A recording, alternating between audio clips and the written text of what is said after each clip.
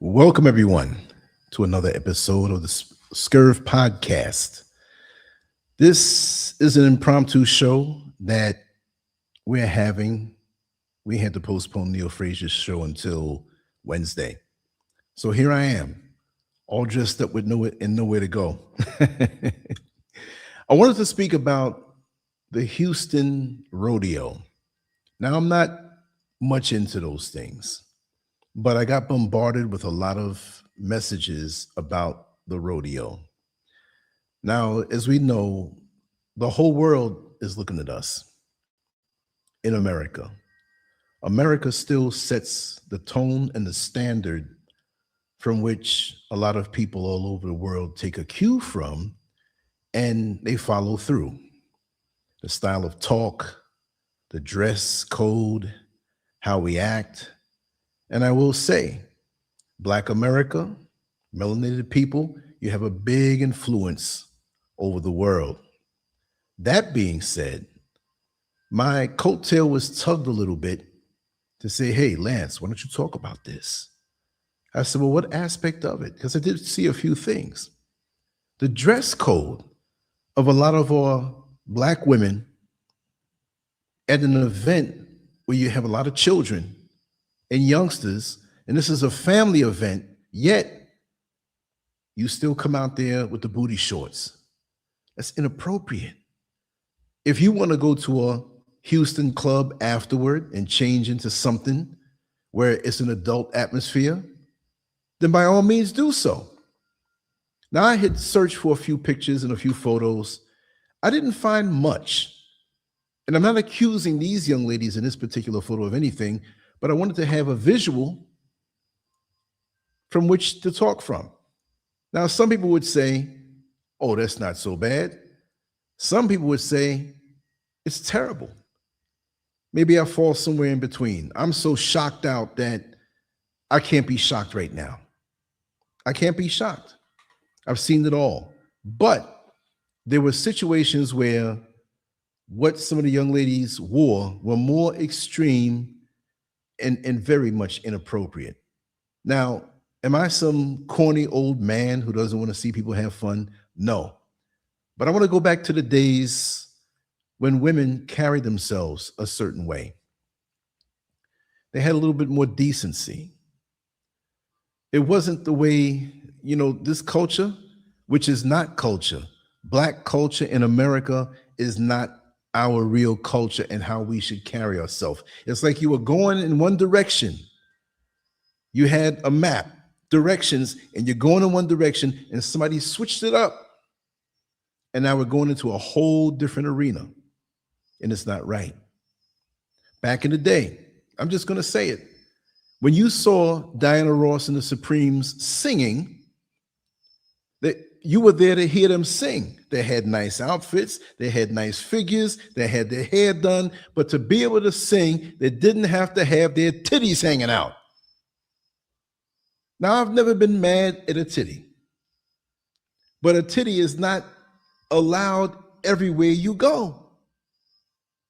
The female form is a beautiful thing, but the way it's used now, there are many women out here who they want to be loved, they want attention, they want a good man, but how are you going to find somebody good when you're parading yourself as though you're a prostitute? Again, I'm not knocking these young ladies on this particular picture. That's all I could find at the last minute, right? But what I saw in some of the TikTok videos went far beyond this. Like, what are you thinking? Again, I ask, you want us to appreciate you for your intellect. You want us to treat you as though you're a decent young lady. And I'm not talking about these in the picture. I don't know them. This is just a visual, But if you want all of those things, for the women who dressed inappropriate, why are you parading around half naked like you're a stripper on the pole? Because if you're a stripper on the pole, these men will throw money at you for the physical amenities that you offer, but they are not going to wife you up. And then you get mad I'm speaking to a select few, couldn't give you a percentage, when these men don't give you any attention. When they give you attention, you get mad. You want to brush them off. When they leave you alone, don't hold the door for you, or you're at the checkout line, the cashier's line, and you're short $5 and they don't offer to pay. You have these women's events where you wait for men to come and it's like a dating thing going on and they don't show up. Why do you think? You can't have it both ways. And then you get mad when a lot of these brothers want to get their passports. Now we know that we have passport brothers who are going out of the country because their little money stretches more and impresses some of the women in those countries. They'll go around the poor parts to see if they can land something physical. I'm not talking about those. Let's talk about the men who leave the country to find a woman with morals, with character, who's family oriented, who knows her role as he knows his role. Roles. In America, we don't have any roles anymore. Everything is blurred up. Women want to be men. Men want to be women. Women are masculinized. And you think that turns a man on? When we say the word submissive, it's like a curse. I mean, you both are supposed to submit to each other in the role that you play. You may incite a little lust in men, but that's not going to want to make them wife you up. And is that the only way you feel empowered? Again, do you feel that this is the only thing that you have to offer? I'll say it, is showing your ass cheeks. Then what? Are ass cheeks going to raise children properly? Are ass cheeks going to make a nice home? If you have all of those attributes to create those things, fine, then your ass cheeks have value. But just putting it out there like that is not going to win you any points.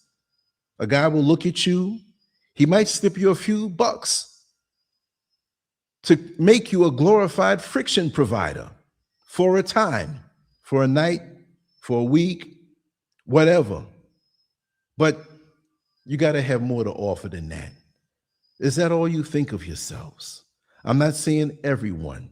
If you happen to be sexy and beautiful, well, guess what? That will shine through no matter what you have on. It's the true essence of a woman. You're more than a collection of body parts, but the way you parade yourself around, that's all you think of yourself. And when you get the treatment of someone who a man only sees as body parts, well, guess what? You want to get mad.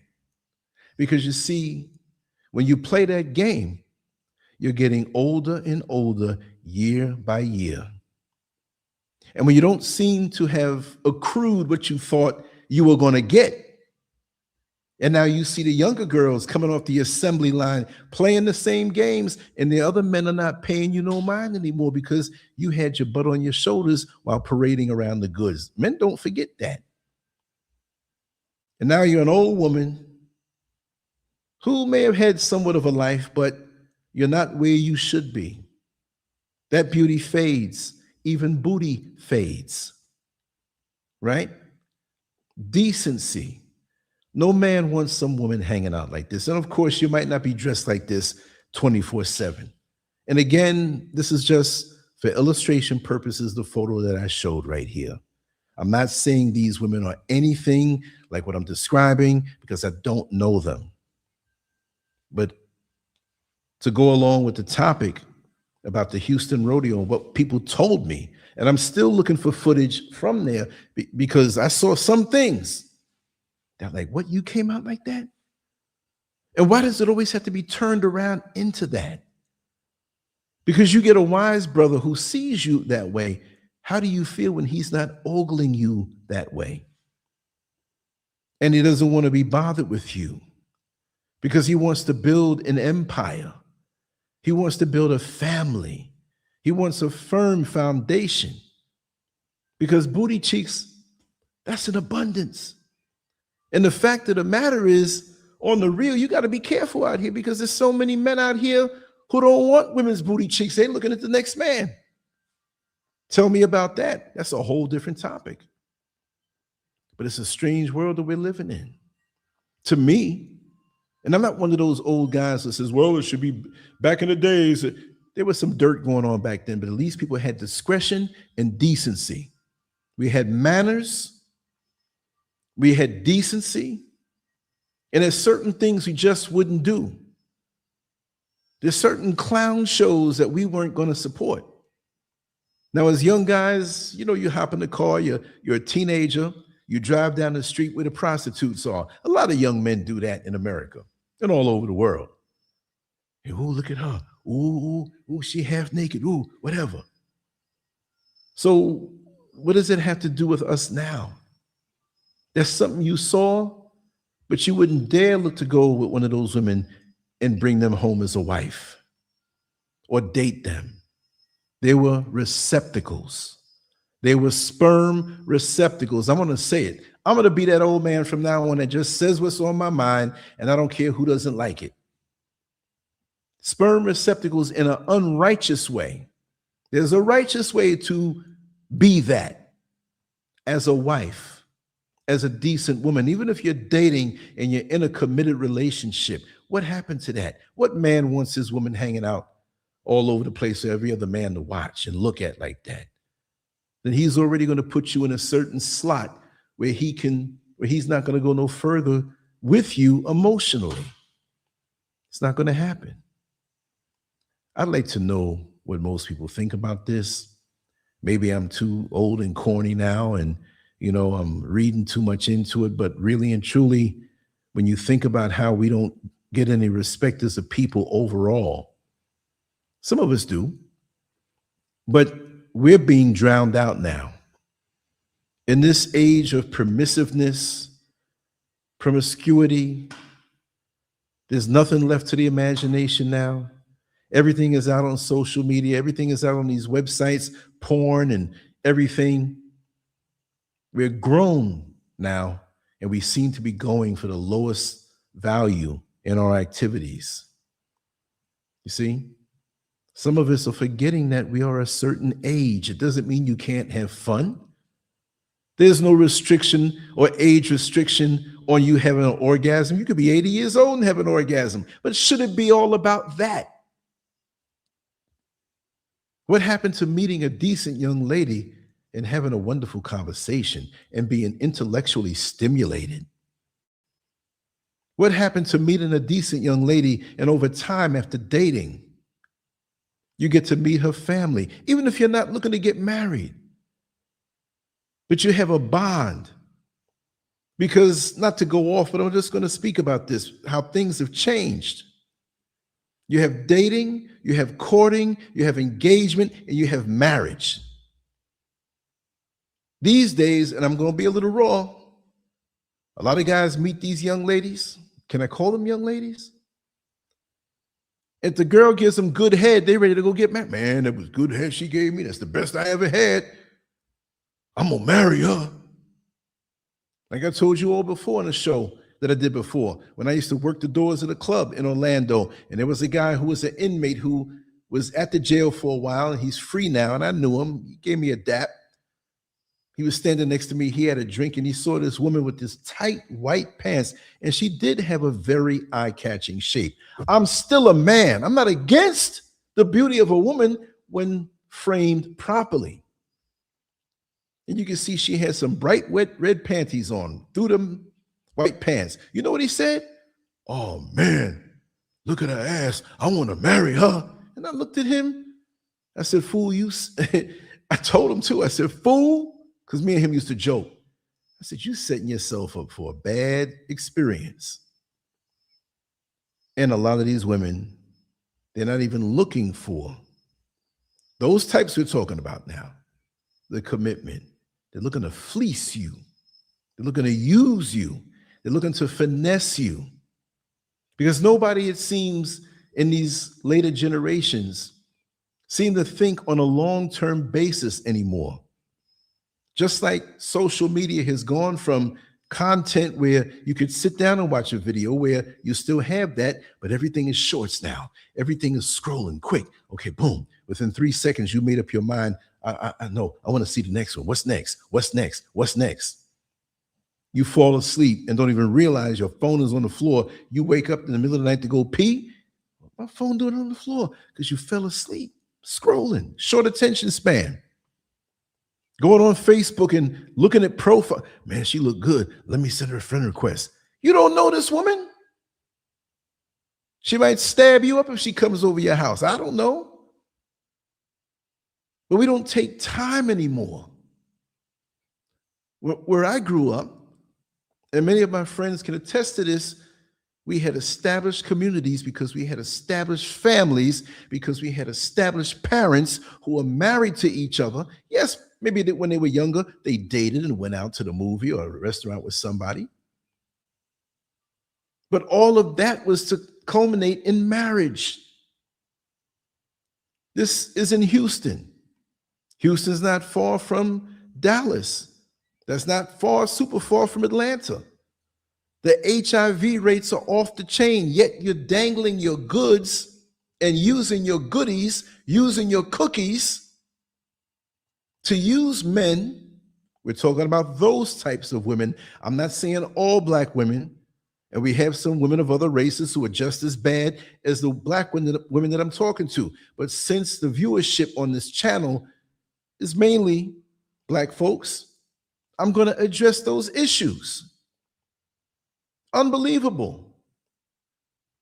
We got more diseases out here, and we have more sexually charged outfits that our sisters are wearing and stuff on social media, keeping us horny. I'm gonna talk about it. I'm not going to use any politically correct words. I'm not going to go too hard now. I don't want the video taken down. But can't you see the game? This is part of our extinction.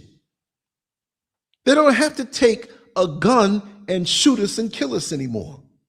They still do, but then again, we do it too. They don't have to get a rope, a noose, and hang us anymore. We're dying because we don't understand how to control our own genitalia. Gun? Your penis is a gun. You killing yourself and committing suicide, and you're aiming it at this woman or the next man's anus, and all these diseases are going around, and you think it's cute to entice people who may not care about you. They want to get up inside you and unload and pop a load up inside of you. That's what they want to do for the most part. Most men have to control themselves. Every man has to control himself. Some men have greater measure of control and can look past all of that, but some, they can't help it. They're like a dog in heat. Yeah. Finally, the truth, let me just say, this was a random photo chosen because I wanted to speak about the Houston Rodeo, but not just stay there. I wanted to segue off into some other things. So this was a kind of a mild photo. I saw some videos where it was like being in a strip joint. Oh, and I know, and I've been in Atlanta. I know. Mad Guns Monster, welcome on in. Yeah, look at that. You're right, brother. You're right, Mad Guns. None of them have their own hair. But you can be half naked. And again, this is a placeholder photo that I used because it's from the rodeo, and it's not as bad as what I saw. So I don't know these women, but the visuals give you a representation of what they feel on the inside. You have that going on out here in Ghana also. It's not as bad, but in the areas where you have the city, right? And folks are trying to be so Western, you will see the same thing. The social media is messing up the minds of so many people, but why the mass levels of low self-esteem that you feel you have to wear somebody else's DNA on top of your head? And I heard something about that the other day, and I'm not going to say it's not true, that many women, say in India, right, who cut their hair off, that have issues. And many of our sisters get this hair imported and wear it, that they're actually taking on the spiritual wickedness or the spiritual curses or whatever it is going on with that person who gave up the hair, and you putting it on your head. Dead hair. Like somebody really wants to run their fingers through that hair. The more makeup you have on and the more fake hair that you're wearing, that tells me you have a problem with accepting yourself. I have seen some women, I'm not saying you have to do this, but they have shaved all their head off bald or have it short, and they're just as beautiful, righteously beautiful. Then you can see the beauty of their neck, the beauty of their jawline, not a jawline like a man, but you know, the whole delicate part of them. Beautiful. Yeah. See that? I also heard that. I didn't hear the number 900, but I believe you on that. There are 900 cancer-causing chemicals in fake hair. Thank you for that. I forgot I had the ability to put this up so people can see this afterward. And everything is marketed to our sisters, and they suck it up. You know, they suck it right on up. Mad Guns Monster says, it has always been alleged that temple hair is prayed over, cursed before sent overseas to black women. I heard that too. And we can talk about that. It's not a problem. But this dressing up and going to functions and trying to do something to yourself to make you other than what you're supposed to be, because we don't see other people doing that. Yeah, I've known white women to get weaves. Yeah, I've known so-called Latino women to get weaves. I've seen it. It's not just black women in America. But oh, you take the cake. And this is not about bashing black women, but when you see this, you can't help but break it down. Because the bottom line is that we can love you without all of that. And you got some guys out here, Reggie Burnett. Yes, I hate to say this, Jezebel is in full effect, so sad. So you're right, Reggie. And welcome back, brother. It's true. Really, I'm looking at these women now and looking at it through that mindset. I was trying to be nice. They all look like Jezebels. And maybe one of them might see this sort of, oh, this guy with the big bald head, he was talking about you. I know I might get cursed out, you know, but we got to be real now. This is 2026. Finally, the truth says when you wear fake hair, it means you hate your hair, meaning you hate yourself. Big applause on that. Big applause on that. All that has worked over the years to make the black woman and a lot of black men hate themselves, but it's gone too far now. And then you have other women who may be a little older. Girl, you look good. Go and knock them dead. So and so, yeah. And then what? The man approaches you inappropriately, but what do you expect? You can't get mad if you have a bakery and have cookies in the window and somebody comes inside and says, I want them cookies. That's what you're advertising for, right? Fake hair means a fake woman or fake woman. You're right. You're right. Oh, you're always welcome, Brother Reggie. Always welcome. Mad Gun says other races don't do weaves necessarily. Those straight-haired races generally use hair extension. Right, right. Thanks for correcting me on that. You know, hair extensions bonded into their hair. They cannot braid their hair down and leave it. Right. You know, like with the 4C hair. You're right. You're right about that. That's right. That's true. If they would put more energy into what was inside of their head, they'd be better off, as opposed to putting something just on the top and worrying about it. And I'm going to tell it. When I clap for you, I had dropped my my little towel here, which the floor is clean, so I'm going to wipe my face again, because this is Africa, y'all. It is kind of hot. But out here in the motherland, not the majority, but a whole lot more than what you would think. the bleaching cream, the weaves, the things they do to their butt. They have places where you can go, and this is not just exclusive affluent places, but you have places where you can go and get a special butt massage and have certain oils and substances and I believe chemicals rubbed into your butt. Because here in Africa, in this country, Ghana, this is very much a butt-centered culture. I've seen men who see the women and they may have a derriere that's really extreme, and the first thing out of their mouth is, "Oh, you are so beautiful." So I'm not going to knock that. I'm not going to knock that part of it because that's the culture. So certain things are looked at as beauty. I've seen in other African cultures that may be out away from the bigger cities where they have the rings in their lip that pull their lips out. And the further out it can come, the more beautiful they're considered. So there are things like that.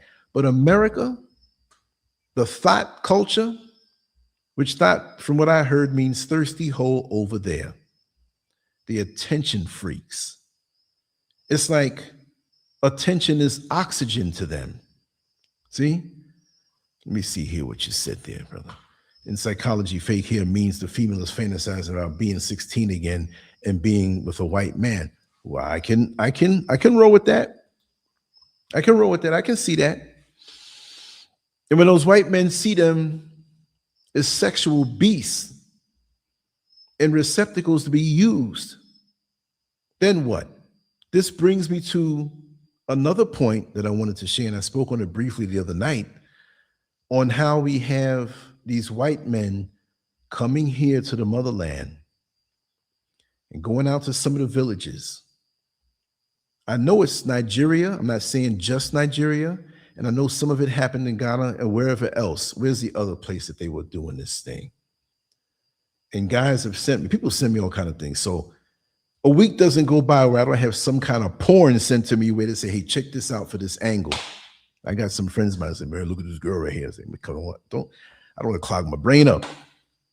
But white men coming out here, paying these women whatever they pay them. I know it's not a lot. You have some of these beautiful sisters that are so easy to lay up with these white men on camera, showing their face with their mouth filled with what? You know what? Any orifice, anything. Now, I'm not saying I would go out and do that. I have camera equipment. I've been offered to create those type of materials out here. I had two young ladies in the street. They were walking next to me and I heard them. "Is that him?" "I think so. Ask him." And I'm like, what are they going to ask me? What is this, a setup? You know what I mean? What, are they about to stab me? They think I got money or something? Not that I thought that, really. "Oh, LanceScurv. Are you LanceScurv?" I said, "Yes." "Oh, we want to talk to you." And they were a little shy to talk about it. After about 15 minutes of them saying, well, they're telling me, "We know you have camera, we know you have this, and you have good equipment and everything. We want to know if we can do OnlyFans." They knew about OnlyFans. I'm not sure if you can get that from out here unless you have a VPN. VPN, right? Yeah, I have a VPN on my computer. But they wanted me to set it up and we come and do these movies and stuff. And I've been approached on another level from a guy who was actually doing movies, but he didn't have the equipment. He was doing it with his phone. But what I'm saying, going back to the original thing, these white men that come here, they're so quick to whatever the white man says. Like the white Russian man that I talked about a couple of weeks ago who came out here and bedded down dozens and dozens, they say over 100 women. And he'd walk up to them in the street because he saw them as objects and saw them as easy. And so many of our sisters, no matter what they say, will feel validated when a white man hits on them. I'm not hateful for talking about it. I'm telling you what I see and what I've experienced. Do you get mad at the weatherman when he tells you that it's going to rain, even though it looks like it's going to be sunny outside? And you say, "Oh, it's sunny. I ain't going to listen to him." And leave your umbrella at home. And now you're out there looking stupid, soaking wet. I'm just telling you what I see, what I've experienced, and what I know. That we, I'll include us in it as men, not me, maybe not you, but a lot of us, we will reward this type of dress and behavior and what they say is culture. It's not our culture. You know, in rap music, hip hop, how it was hijacked back around 1990, 1989, and the righteous things that were being said, or the playful things that were, what was the group? We're only bugging. It's kind of a dumb video, but it was fun, right? Friends, how many of us have them? Stories, Slick Rick, a children's story, creative stuff. UNITY. We were all right. You had some guys who talked about street life, but it wasn't like glorified like that. And then it was hijacked. And I have to tell it because to me, that was the other day. To somebody 30 years old, they don't know of that time. And we had those people who sat up in that office and decided what direction that music was going to go in. And we had sellouts who, you know, like when you know the answer in school, in elementary school, and you want the teacher to know that you're smart. Oh, teacher, I'll give you the answer. I know it. After a while, like, I know you know the answer. Let somebody else answer. Too many of us were so willing to play the gangster role. Half of them weren't even gangsters. Too many of our sisters were willing to shake their ass on camera, right? Superhead, glorifying in all the things she's done. She got down on her knees to service so many people who are in the industry and probably didn't take the time to get down on her knees because she's thankful for being awakened that morning. Imagine that. So our heads are engineered and screwed up, and this is the result. I wasn't going to get on these sisters here, but now that it was brought up that they all have fake hair, and you know, it shows what's going on in their head. Why do you need that? Let me tell you something. Out here in the villages, away from the city, and even in the city, here in Ghana, I see some absolutely beautiful women who purposely keep their hair short. And you have some that feel they have to always, and they'll try to get money any kind of way they can, and it's like a fix. Like a heroin addict getting a shot and he shoots it in his arm and he's nodding out. Now he's all right. He's drifting off. There's some women who don't even want to be seen unless they have the fake hair in their head. Ain't that something? Let's see what finally the truth says. The white man takes basic stuff and weaponizes against us: food, women, drugs, rap. Exactly. And we readily accept it. We abandon our own stuff. When they put their hand on it, we think it's better. The white man's ice is colder. I moved next door in a white neighborhood. I'm the only black man there. Like I've elevated or something. I don't hate nobody, but I'm not going to hate myself. And these women don't feel good about themselves either. If they did, they wouldn't have to do this stuff to themselves. And they've been influenced. Yes, they talk about social media influencer. They've been influenced. And now they want to get on YouTube and play the game and influence others to be like them. You have people who, and I forget her name, she's always saying Sprinkle, Sprinkle. She came on my show many years ago before she really got big. And she tries to tell young women how to use men for money. And she's serious. And there are women who will roll with that. You might have a young lady who may have been in love with a man and he broke up, or she broke up with him, he broke up with her, cheated on her, broke her heart. She's ready to hear this kind of stuff. Don't let these men use you for your body. Don't let them tell you that they love you, then they leave you. Get money out of them. Get money. I'm going to tell it because it happened to me today. You know, when I go down into the village, not the village, but just into the city, they have markets. There are some markets that are more affluent where the price is a little higher. You have some that folks who are working folks, they go and get their stuff, their fruits and different things that they need. I go to those. I know a lot of people down there. I don't know them by first name, last name, but we see each other. I buy from them. Hey, how are you? I saved something for you here. I know you wanted this. Okay, how much is that going to cost me? Give me a good price. So there are a lot of people who sell out there. A lot of young ladies who sell, and older women, but I call, if you're 90 years old, I'm still going to call you a young lady, right? I don't get into the age thing, right? So there are a lot of them that I network with. I put the word out. Well, if you know a good person who can do this kind of work for me, you let me know. Here's my number. Put your number in my phone so I can put the name so I can know who it is. Because I know so many different people with the same name that if your name is Brenda, I might know 10 or 15 Brendas. So I got to put something behind it so I can be reminded when I see it ring, oh, this is who it is. So today, my phone rang from actually Facebook Messenger. And I knew who it was. And I picked it up. She sells down in the city. And oh, hi, how are you? I said, I'm fine. I'm not used to her calling me. There's some that call me a little more than others. You know, I haven't seen you in a while. How you been? Oh, I need you to send me some money. Yes, like what happened? I'm thinking it's an emergency. I need money. I need you to send me some money. I said, wait a second. Why? I don't even know her like that. I mean, there are people in my inner circle. There are people who come to the show that I don't never saw them face to face with, and I got a bond with them. And I'm like, yo, I got you if I have it. There's some people I've known for decades, and I would never.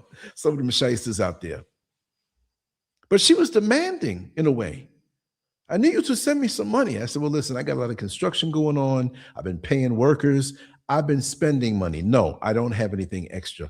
Oh, you have money. You have money. Because, you know, that's the perception that those from the West come to the motherland and you have lots of money because you ain't working no job. Where you getting your money from? But you got 10 houses out in America paying you rent and you get retired. You're an older guy. You getting retired. Oh, you got money. No, I don't have money for you. Don't look at me as a cash cow. That Western thing is happening, but I mean, it's not just a Western thing. That's a whole different issue. But the fact that I'm seeing you for money. Give me money. I want a rich man. So to get a rich man, I got to dress up like this and have my breasts hanging out and have this. Has it worked yet? You might have been knocked up a couple of times from people you thought had money, and now you bitter and getting older and realize that you played yourself. Welcome on in, Brother Landon. Yes. Self-ignorance leads to self-hatred, which leads to self-destruction. Has it ever really worked out? Being a thought is the same as being a drug dealer. How many drug dealers do you know who are retired and successful and living really good into their older years? They're either dead or locked up or high on their own supply or just messed up in the head and just trying to hide because they live in some wayward way. How many? Nobody wants to walk the straight and narrow. Look, really and truly, could you imagine these women getting ready to come out to the whole rodeo? And what do? They walking and they looking at you sideways to see if you're looking at them. Girl, and they working teams too. Girl, he looking at your butt. Is that an accomplishment? You got stray dogs walking in the street, walking up to female dogs in heat, sniffing for a second, and they jumping on them. Is the biology an accomplishment? Yeah. You know, what did Lennon Price say? Man, there's going to come a day when everyone is showing themselves who they are naturally. Yeah. Well, I mean, they're showing their mentality now. They're showing their mentality now. And really and truly, this doesn't look good at all. Because you have all this layer of makeup and hair and facade, and then you want to show parts of your body. And why all this distraction? Aren't you good enough? Let me see you without the makeup. Put on a regular t-shirt and some proper fitting jeans. They don't have to be tight. or dress casual. Let's sit down and have a conversation. I hear it. I've seen it. Just because I've been out of America for like 5 years and 7 months, I think it is. I know that place well. I'm born and raised, baby. I know. And the game hasn't changed from what I'm seeing. It's intensified. Get. Take me shopping. Take me. What? I don't even know you. You want to get. You need to be building with somebody. But you don't want that man who's either fresh out of school or working a civil service job, but he has a good mind and he's disciplined, he's thrifty. Because he's not driving some expensive sports car, which is sucking all the money out of a person's pocket, you think he's less than. But you check him in 15, 20 years how he's living. Collecting rent from multiple properties or having some business that's successful that he worked on, and it may have failed for a little bit, but he made it happen, made it work. Even you as a little baby, when you started to walk, crawling wasn't good enough. You got to get across the room faster. So you get up and you start walking. You boom! You busted your mouth full of blood. But your need to move about the way you see the adults walk, you know you can do it. So you keep on trying. They make it seem as though, and I'm not putting a woman down, but when you present yourself this way, and when you see yourself this way, the goal is not what's between your legs. But when you carry yourself in a decent manner, commit yourself to a good man. Don't put yourself out there for everybody. What you have is gold then, because it's for that one man. But it's much more than just the orifice. It's your heart, it's your mind, it's the sanctity of your womanhood. And all that other stuff is a prize that the man has to earn. But you so cheap and so easy that all a man has to do is wave some money. And here you go cracking open your legs like you're going through the toll booth with the Easy Pass or E-Pass or whatever it's called in your state. When you have that pass prepaid, it opens up. You open up for anybody. And you think you gain it. Oh, he took me shopping. And in a couple of weeks, a couple of months, what he took you shopping for, you don't even pay it any mind anymore. You want to get more, but you gave yourself away for that. A lot of our women are playing some dangerous games. Let me see what's being said here. Did I read this already? Fake hair, fake lashes, fake stomachs, fake booties, then tell you that they need a real man. That's a good one. Finally, the truth. That's a good one. I need a real man, but everything on you is fake. That's true. And now a lot of men are getting hip to the game. They're not paying you any mind, right? And you're wondering why. You put yourself out there. There's no value in that cheap stuff. The number one rule of relationships is you attract who you are. Their whole body is a lie. Then they wonder why they attract liars. I can't argue with that. That seems like a whole lot of truth to me. And we're speaking on the real. And this topic has been spawned by the whole Houston Rodeo, 2026 Houston Rodeo. I'm still not used to saying 2026. I'm still not, look, I'm not even used to saying 2000.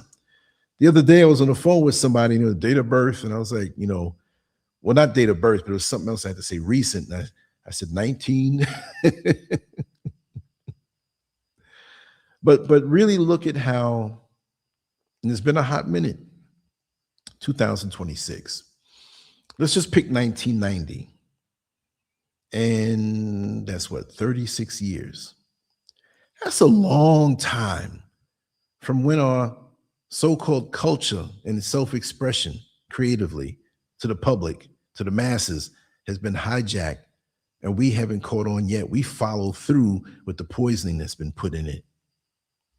36 years. 36 years. Is there any hope? Are we going to change?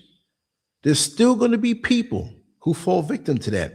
Like I said, that whole detached, I want money thing. There's a man, I'm going to get money from him. So basically, you're a prostitute. That's what it is. Because if a man loves you and you give yourself to him and commit yourself to him completely on every level, and he's a good man and he sees the value in you, not this foolishness, you're going to be well taken care of. But show your real value. Don't make it seem like you're on an auction block who will give up the goods to the highest bidder. I mean, what real man? You talk about a real man, right? Oh, well, if I don't buy this for her and do this, I don't hardly know her, but if I don't give this transactional situation any attention, then next week or in 2 days, she'll be with the next one who will. You don't want to be with somebody who just has no standard. Lay it with anybody just because of what well, I can find me a man to do this. I can find me a man. Well, cheapen yourself. But age, baby, woo, when you get a little older, you know? Yeah, that's true. That's true. 61 years. Yeah. Yeah. I was just speaking from the standpoint of the whole hip hop music, black music, you know, entertainment, and we can bring it back. Yeah. But that was put in effect from way back then. So there's a lot of momentum going on. Momentum. You can't take an 18-wheeler that's going 100 miles an hour and hit the brake and think it's going to stop. It's heavy, it's loaded, it's big, and it has a lot of momentum. So this is not going to stop anytime soon. You have mothers, you have aunts encouraging their little 5-year-old nieces and daughters. Go ahead, get it, girl. Get it, girl. And the girl just undulating in ways that she shouldn't know how to move that way. Where is she getting it from? And of course, you got the dirty old men who don't care how old a person is, and it's compounding everything. We have become, especially in the Western world, the race of decadence. And we celebrate this like it's a win. The more we can show. Mars mentality. Welcome on in, brother. Good to see you. Good to see you. We're still going to do that interview.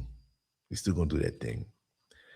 But the lower we can go, the more we feel we're accomplishing. Now, we brag about it. We talk about it. It may not be where we take a bullhorn out in the street and speak in such a manner. You know, we have ways of acting decent until the truth comes out. We become the ultimate shapeshifters.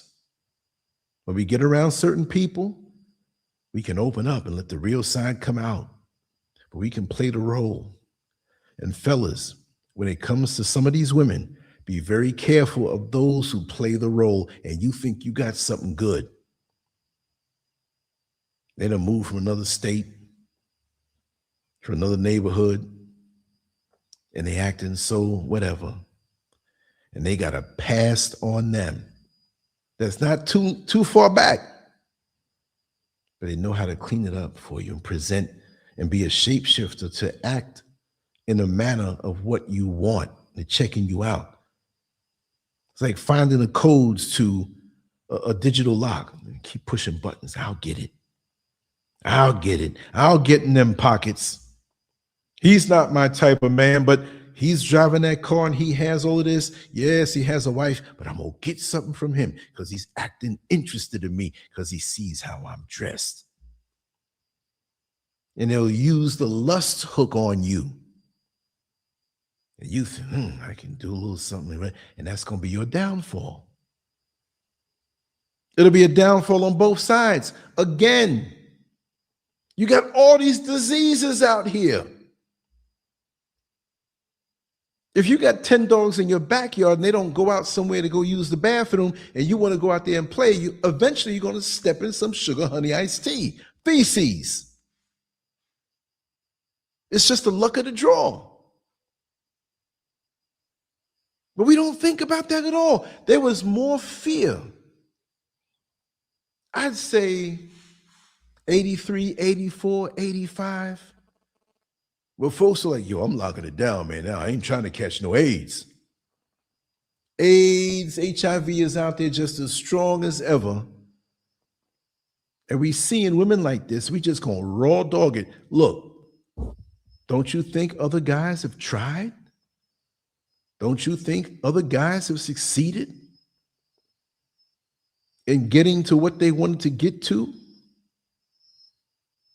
Every man doesn't wear a condom. Some don't want to wear it. They don't care. They think they're Superman. They see the here and now. Here and now. I want me some sex with no condom. And then a couple weeks, months later, you sitting up in the clinic looking stupid.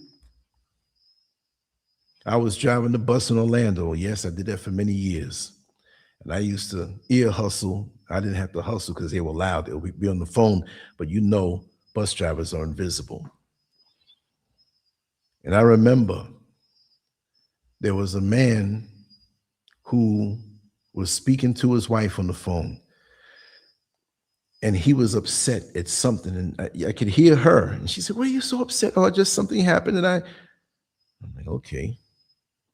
"We'll talk when I get home." Then he dialed the phone again. He starts crying, "Billy," and his voice got gay. "Billy, I just came from the clinic and I found out that I'm HIV positive." And he's like, "Oh no!" Whoa. I was like, whoa, you felt the terror of the moment, but he got a wife at home. So he's dipping his wick in too many places. And you want to invite this? Lust is easy to, come over you. And some men don't care. And some men don't care whether it's a man or a woman. And you holding out. And that man goes both ways, and he's going to get it quicker from the next man because that's how men's lust are. If they had a day where a man could approach you on any sexual level and not get in trouble, I'm not saying rape you or whatever, but he's going to try. You know how persistent men are. So if they go that way, it's easy for them. They give that gay radar look to the next man. "Oh, let's go over here." You go in the bathroom stall and you taking a leak and you see two pairs of feet facing each other. What the hell is going on in here? And that same one will still try you. And you putting your mouth on something that got chocolate on it, and I ain't talking about no ice cream or cake or icing either. But you think it's cool. Self-destruction. But it's like a part of our brain has been cut off. Life, the time can go by so fast. 63 years old I am on April 8th, and it was like the other day I was 20. But I'm not caught up in the number. I know that's how it is. It's the energy of the person. I'm enjoying the ride just as much as I always have. With a little more wisdom. I'm good. I'm having fun because I'm where I'm supposed to be. But most people, they're not as blessed. For me, I know there's something protecting me because it's like I ran out in the rainstorm and came back and never got wet. But other people are not so lucky. I've been getting them phone calls frequently, not from any AIDS thing, but I'm just saying friends of mine leaving this earth. Got another friend of mine that he may not make it to the next year. His health is very bad. And he just got locked up. That's all I'll say. Like, you're still thinking the way you used to think when you got involved in things, and you don't realize you might be out of here doing stupidness. Do we realize where our blip is on the radar screen of life? Many of us don't. Many of us still think that after the few friends of mine that passed away, there was one that I didn't hang with all the time, but I know him pretty good. Guy was a fitness buff all his life. He had other issues, but he went out to shovel the snow and had a heart attack. Whoa. Guy like a big Mandingo warrior. I got some cinder blocks in the back that I want to move to the front because, we're still doing work here. And the guys weren't here. And I'm like, should I do it? I could do it. But I said, I'm strong enough, but I think I'm going to pass.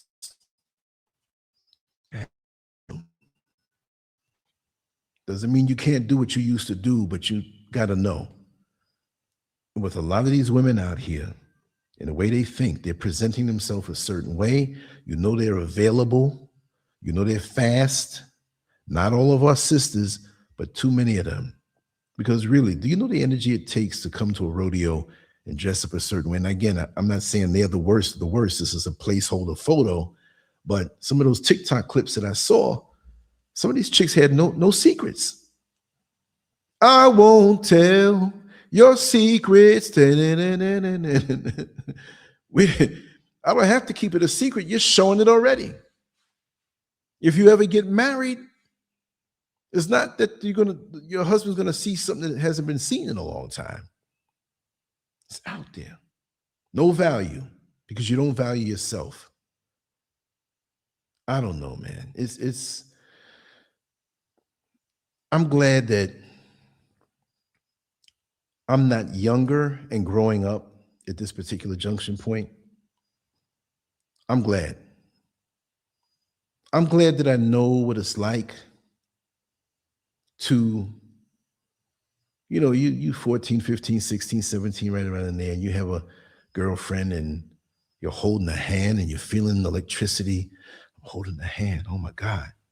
Oh my God. She gave me a kiss on the cheek when I walked into her door. Oh, she gave me a peck on the mouth. Oh my God. I feel so good. She's so pretty. She's so nice. And she went with me to the movies. Oh man, I feel proud. Because she was a prize. You don't feel like that with the town whore.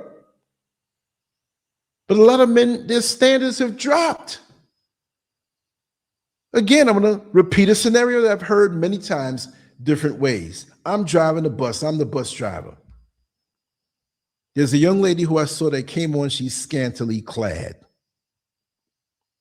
Another guy comes on the bus and he sits in front of her. Hey, girl, what's up? What you mean, what's up? What's your name? Let's just make up. And I always use Brenda. My name is Brenda. Damn, girl, you look good. Them thighs are thick. Thank you. That should already tell you the way you didn't have anything intellectual to say. You just talk about her thighs and she's thanking you. If it's like that to incite that kind of lust, you need to have them covered up. Now, I know some men will lust after you if you had a burlap potato sack on. They're going to find some way. Damn, girl, you got a man? Mm-hmm. Where he at? We're speaking Ebonics here. Where's he at? Oh, he upstate. How long he got? Oh, 7 more years. 7 more years? How long was he in? Well, he was in 3 years. He's got 10 years. 7 more years.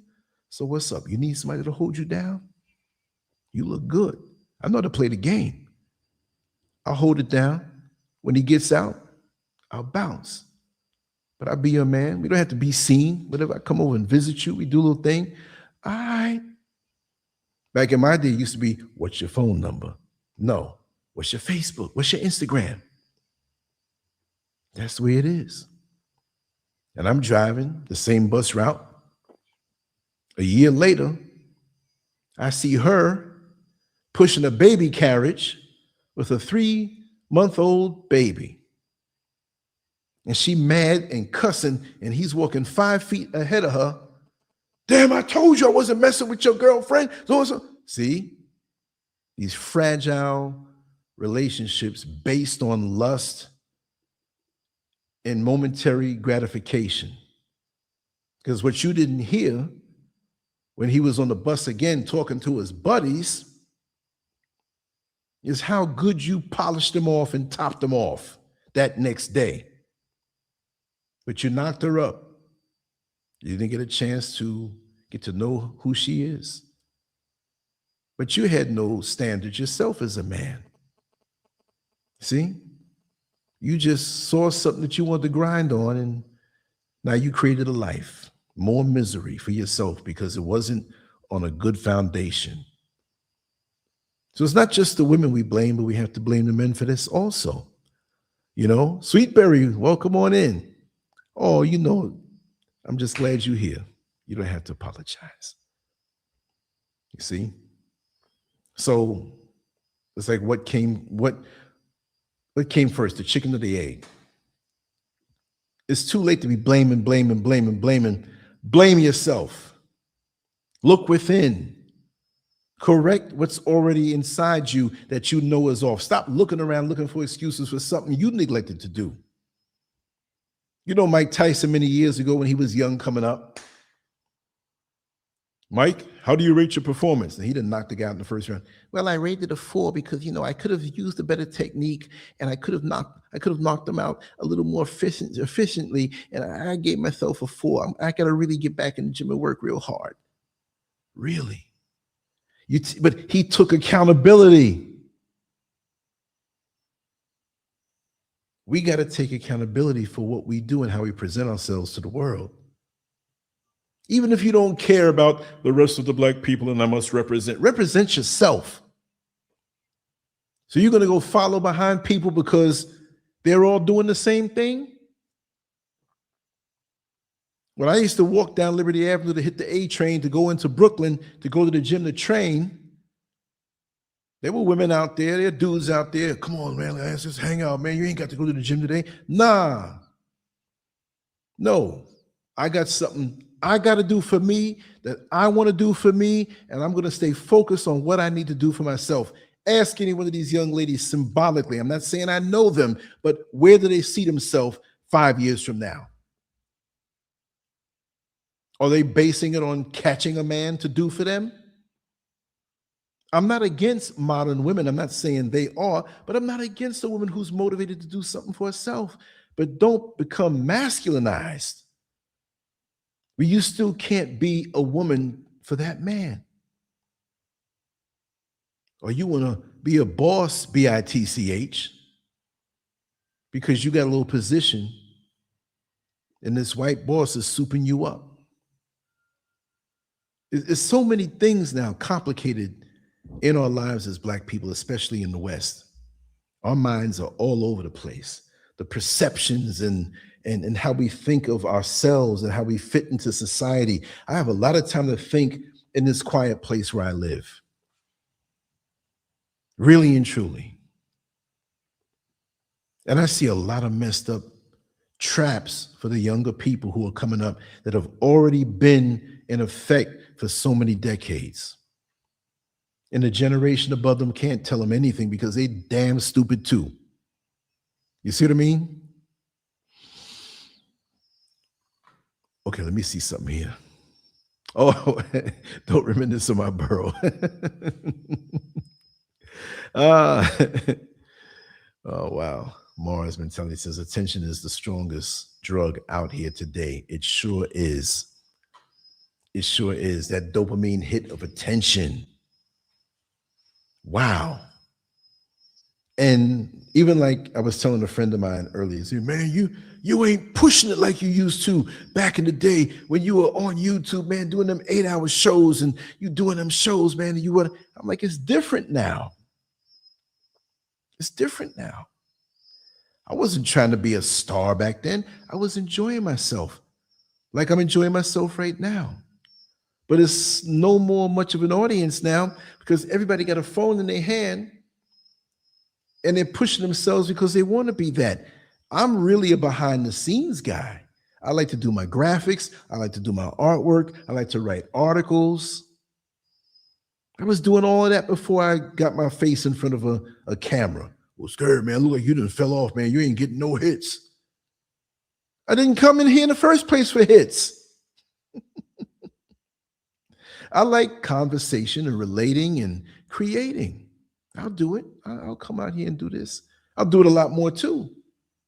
But it's not for the purpose that many people come out here because they just want to yap, yap, yap. They just want to be seen. They want to talk. They ain't got no sense. And there's some people who have a lot of wisdom and knowledge that you can learn from, right? But for that attention thing, I don't need it.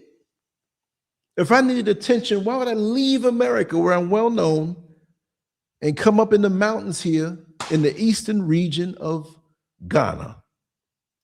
Do you hear somebody calling me through the window or my phone's not ringing?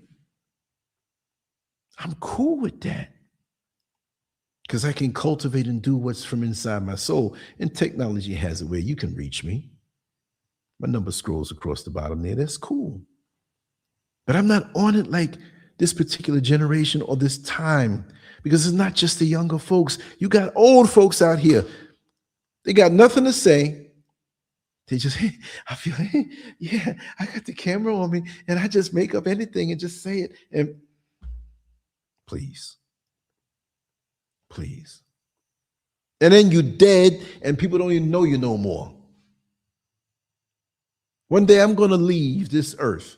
And what Google has of me will shrink and shrink and shrink and shrink. And nobody even know my name. So I'm not doing this for that.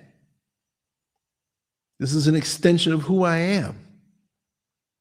I have conversations off the shows that are dynamic on private phone calls and in the street and whatever. I'll bring my cameras around a little more and put that stuff out there. But this is so much decadent these days. And trust me, I have a crazy mind. I'm very creative. I can do some crazy decadent content that'll get a lot of hits. I'm a slick talker. If I was into convincing some of these well-built women to do certain things for the camera, shoot. OnlyFans? If I was diabolical like that, that's easy. I put more energy into things that don't get as much attention because it's not attention. It's a body of work that I want to feel good about on what I put out. I'm not going to be the male equivalent of these ladies here in the picture with everything hanging out. And I can do that stuff. When I worked in the prison and the jail, the inmates who came at me and said things, and I've said harsh things to them, I had a couple of them, why you say that? Whatever. I'm sharp with the tongue. I choose not to do that. I'm like that old man who don't bother nobody, but they try to jump one night and everybody got shot up. Man, I didn't know that old man was good. He even carried a gun like that. I had nothing to prove. I already know what's under my hood. And many of you already do know, who know me. That's what it's all about. Matthew White, welcome on in. What's up? Let me see what Mad Gun said. Do remember Lord Scurv in Brooklyn doesn't have mountain air, so he may no longer see. See, that's our inside joke with me and Mad Guns Monster. I'm always talking about the mountain air. Yes, I'm going to go upstairs in a little while, and I'm going to open that window and lay in the bed in front of the mountain air. It's just, when you inhale it, it just does something to you. It goes up in your head and makes you feel high. The breeze. I can show you the visuals, but I can't make you feel what I feel. Man, it's a beautiful thing. See, now you reminded me of that. Now I'm forgetting what I was going to say. We're so, many of us that are so far off the mark where we should be. When you look at other people who have their agendas on the world, wearing their small hats, but there's certain things that within that, their women are not going to do. See, they treat each other a certain way, even when they have beef with each other. Look at many of the Chinese, the Asians, how they operate on real code. And we always complain, man, well, you ain't on code, man. because you don't agree with the foolishness that some people are doing. But how many of us truly have a righteous backbone to stand on truth and really follow through? If Malcolm X came back today, and I know you've heard this question, what would he feel? Would Malcolm X have done the work that he did to raise our vibration as a people if he knew that he would see a day where he would feel as though we failed as a people? Maybe he would say, I gave my life for this. I was with my family, but they had to sacrifice my presence a lot because I was traveling the world. I was here and there under the gun, which eventually proved true.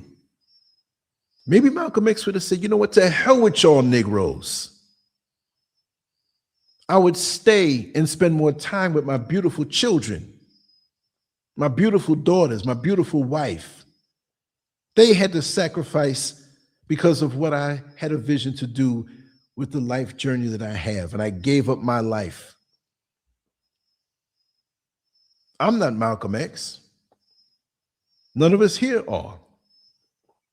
But we all who think a certain way have a little bit of Malcolm X inside of us. And I'm going to tell you straight up, I'm not going out my way after what I see in this world. Whoever's in my path, if I can share something with them that they want to listen to of what little I know, I'll share it. But I'm not going out putting myself on the front line after the situations that I had been in, being surveilled that nobody really knows about because of the way I talk or the guests that I've had on the show or the way I really move and the offers I refused. I'm not, these little years that got left, I'm in good health right now. Am I going to stress myself till something happens? You see old Scurv, man, he looking sick, man. I don't know what happened to him. No, but sometimes we can bring that on ourselves by overextending ourselves and then getting disappointed that people are not on the same page. They're not. Matter of fact, you find out that many people around you don't even like you because of the light that's inside of you. You do you. I've been out here on these internet streets for a long time. Make sure you're taken care of. Because see, I can talk. I can come here every day and talk. All I gotta do is hit a button, bing, bing, bing, and talk. And I do. I record little things and throw them up. Damn, Scurv, that was only 10 minutes, man. Why is it so short? Because I want to go sit on the balcony, hear that Mad Guns, and enjoy the mountain air. Because time can be short. We don't know. I don't want to go through, in my own little way, what Malcolm X would possibly go through if he was revealed to see what the world is today, that we didn't take that baton that he started. Not even just him, but so many. I'm just saying that as one who we know. The sacrifices that many who came before us made. And we dropped the ball. We don't even care. Even if we don't know their names, we knew they were there and they were a presence to move us forward. And here we go regressing. What do you think Malcolm X would say about the HIV virus, the STDs that are out here? With the increased content pushed in our young folks' face that would titillate them sexually. Now you're going to run into a burning house. You hot and horny seeing all this stuff, and you're going to run with these women or whatever you run with and kill yourself. How stupid can you be? Not that everybody's walking around with diseases, but settle down. Take your sexual energy and focus on something productive. Rewire the bad boy. Because if you go on Instagram today, that's all you see is butts and boobies. I'm a man. I'm married. I'm settled. But that doesn't offend me as a man. Wow, oh my God. Oh, how beautiful. Because women's bodies are beautiful. It's a work of art. But you got to take it for what it is. You walk around. If I was like that, I would go crazy out here in Africa from what I see all the time. You got to wire your mind right. You think if I walk into a liquor store, I go crazy? I'm not an alcoholic. I don't drink. It's not my thing. You think if you laid out a pile of mountain of cocaine right here, say, oh man, we're gonna get it tonight. No. Women were always my thing, but I got to treat it a certain way to keep myself here so I don't destroy my marriage or destroy my life or cut my life short.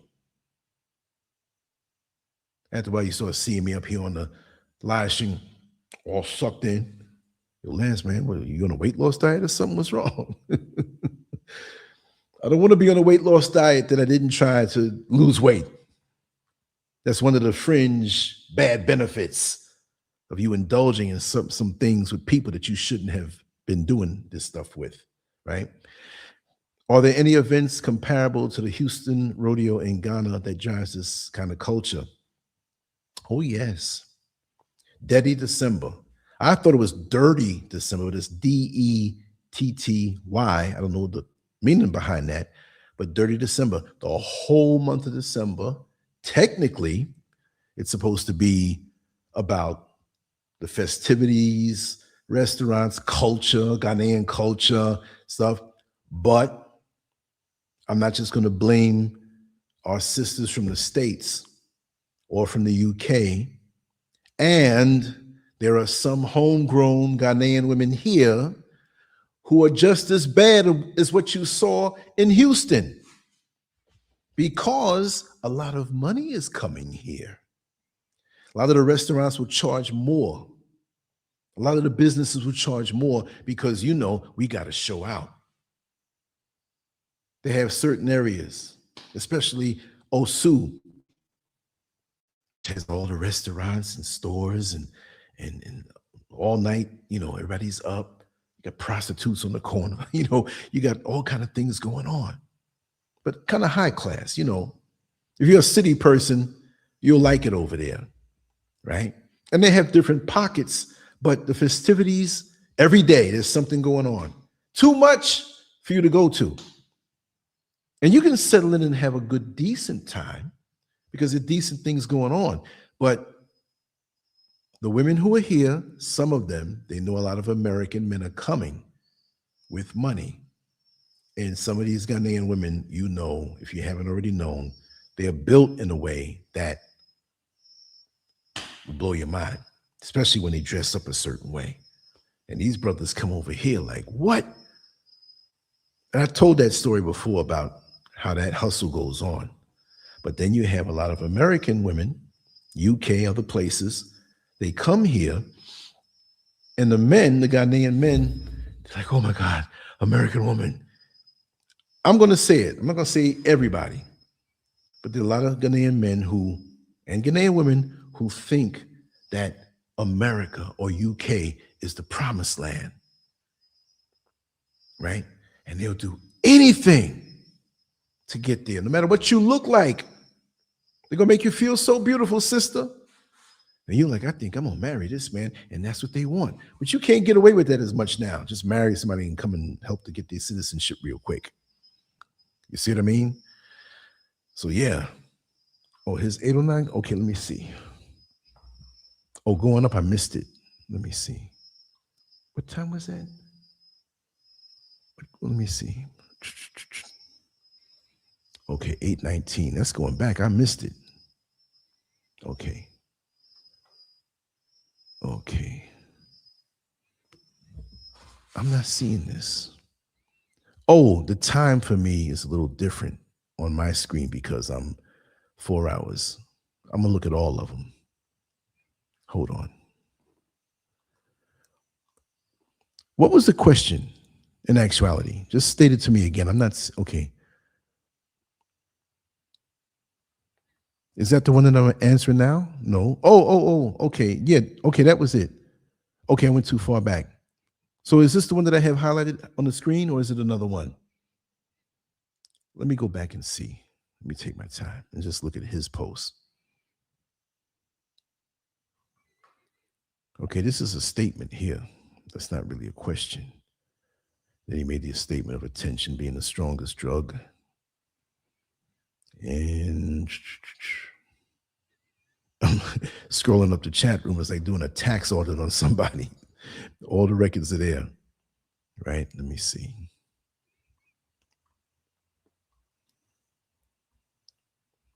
I'm not seeing anything. Unless it was like really far back. Yeah, I'm all over the place. Oh, the one that I just had up. Okay. Okay. I'll put it back up so people can see it. So every year, people are getting ready for that. And it's all about the money. Getting money out of people.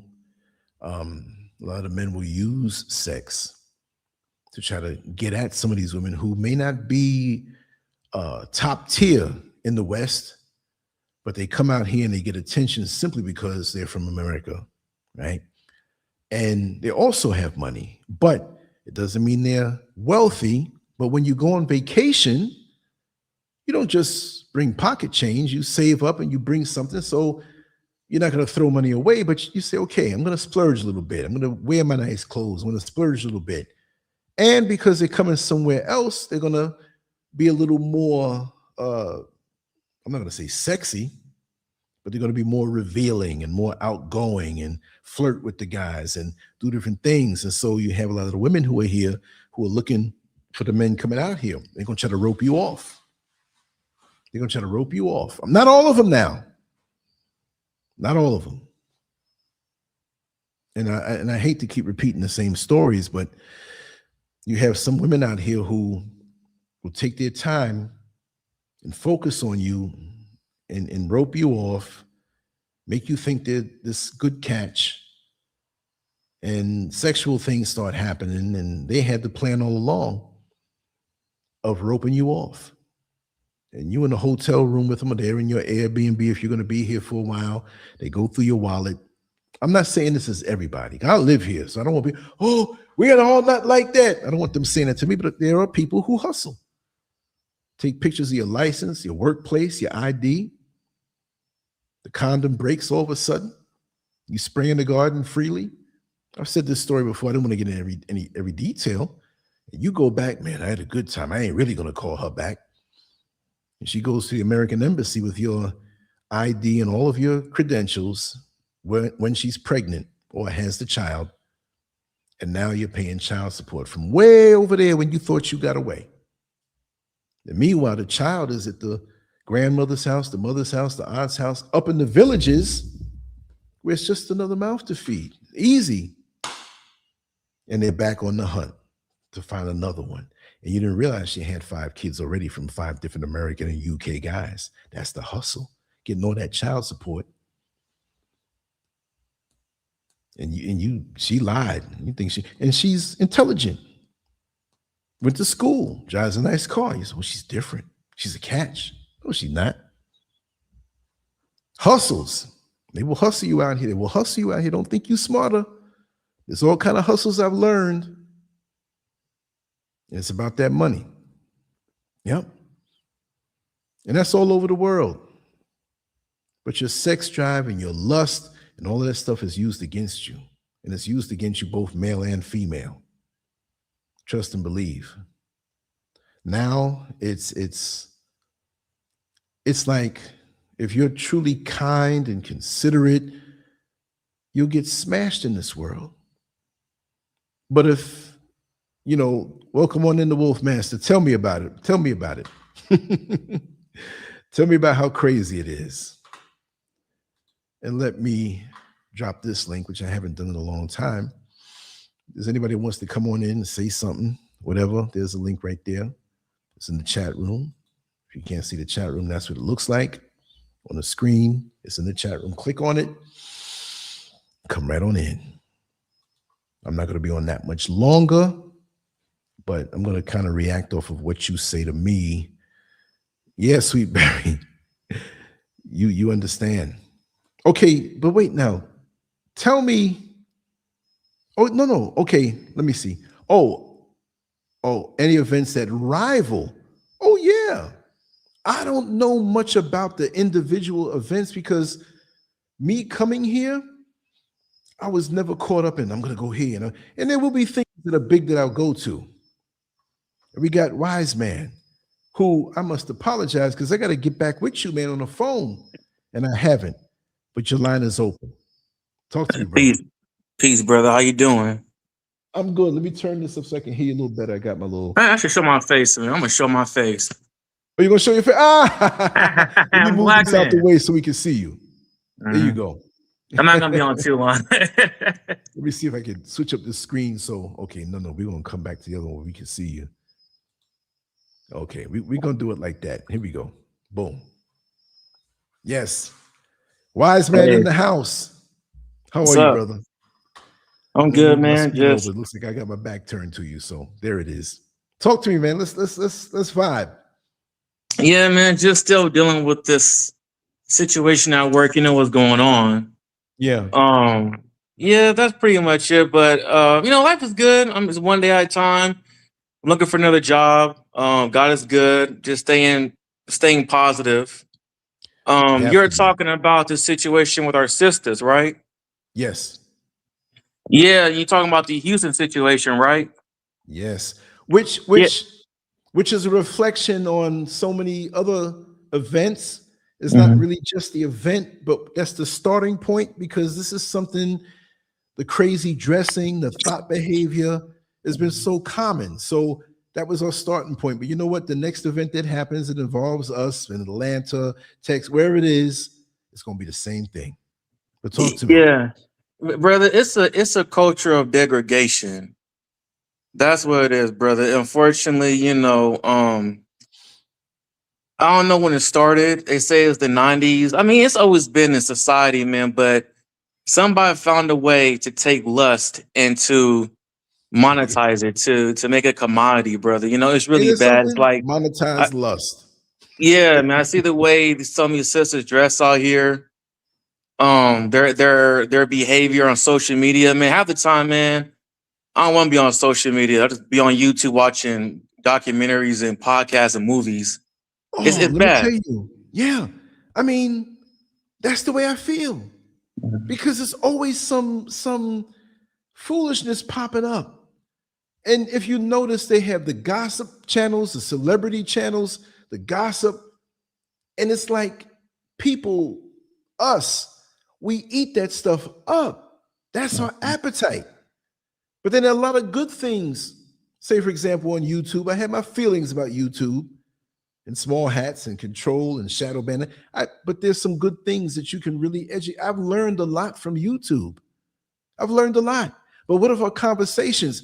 And there was I don't know if it's something I intended to talk about, but I know I spoke about it on one of the recordings that I did. And I spoke about years ago when I first started online in 2001 in February, which has been 25 years now in a month, that on Black Planet, there were so many cultured people Yeah. who spoke about relevant things. And we have Terrence that entered the room. I'm going to open up your line. We filling up in this bad boy. Like on the Muslim Street Show, we get the panels up. But it, the conversations that they had, the positive people doing good things, they're talking about the books that they read or the good documentaries or movies that they saw, or they're part of the world when they're doing something positive or encouraging someone else, right? But Mhm. Black Planet now is just a booty site. It's like Yeah. one chat room thing, and you just talk and put stuff up, and I'm looking for this kind of man, and I'm looking, and it's worse coming. If we think that we saw the worst of it, the seeds that are being planted now, give it 5 years, 10 years, if this world is around, it's going to get worse. You're going to hear more things. Well, brother, thank God Armageddon has started. Ain't that something? Thank God Armageddon has World started. War Three. Huh? Yeah. Yeah. Yes, sir. Yes, sir. It is World War Three. It's, Yes, it's yeah, sir. yeah, it's happening. Yep. It's going Yeah, I mean, down. Going down right as we speak. Go ahead, brother.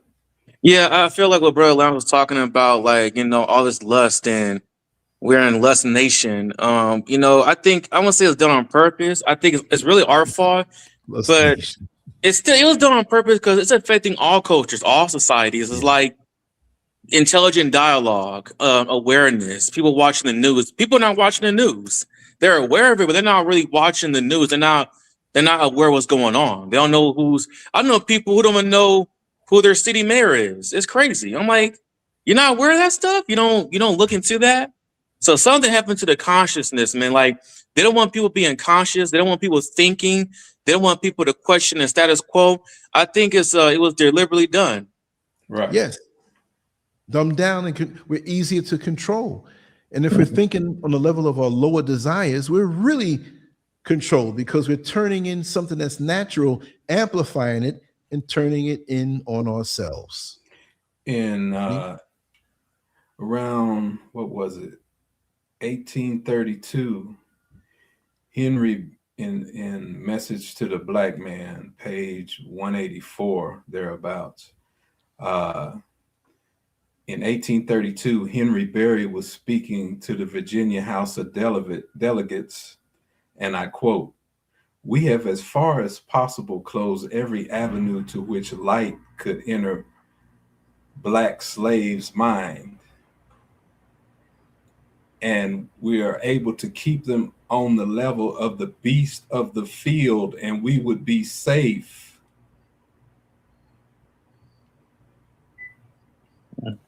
Well, see, we have the sellouts amongst us who are allowed to operate closer in the oppressor's system to help keep us where we are. Yes, sir. Now, we know better, those of us who are in that small group, but in order to maintain a certain status above most of us who are ignorant, but see, even then, like you said, to close all paths of light to hit our brains. You didn't say it exactly like that, but pretty much that's what it is. Right. We Right. still had a natural desire and curiosity to go higher because those attacks back then weren't as intense as they are now. But now they don't have to attack anymore by giving us this stuff. We're looking for it. We're looking for it. We like it. We like ignorance. We like being dumbed down.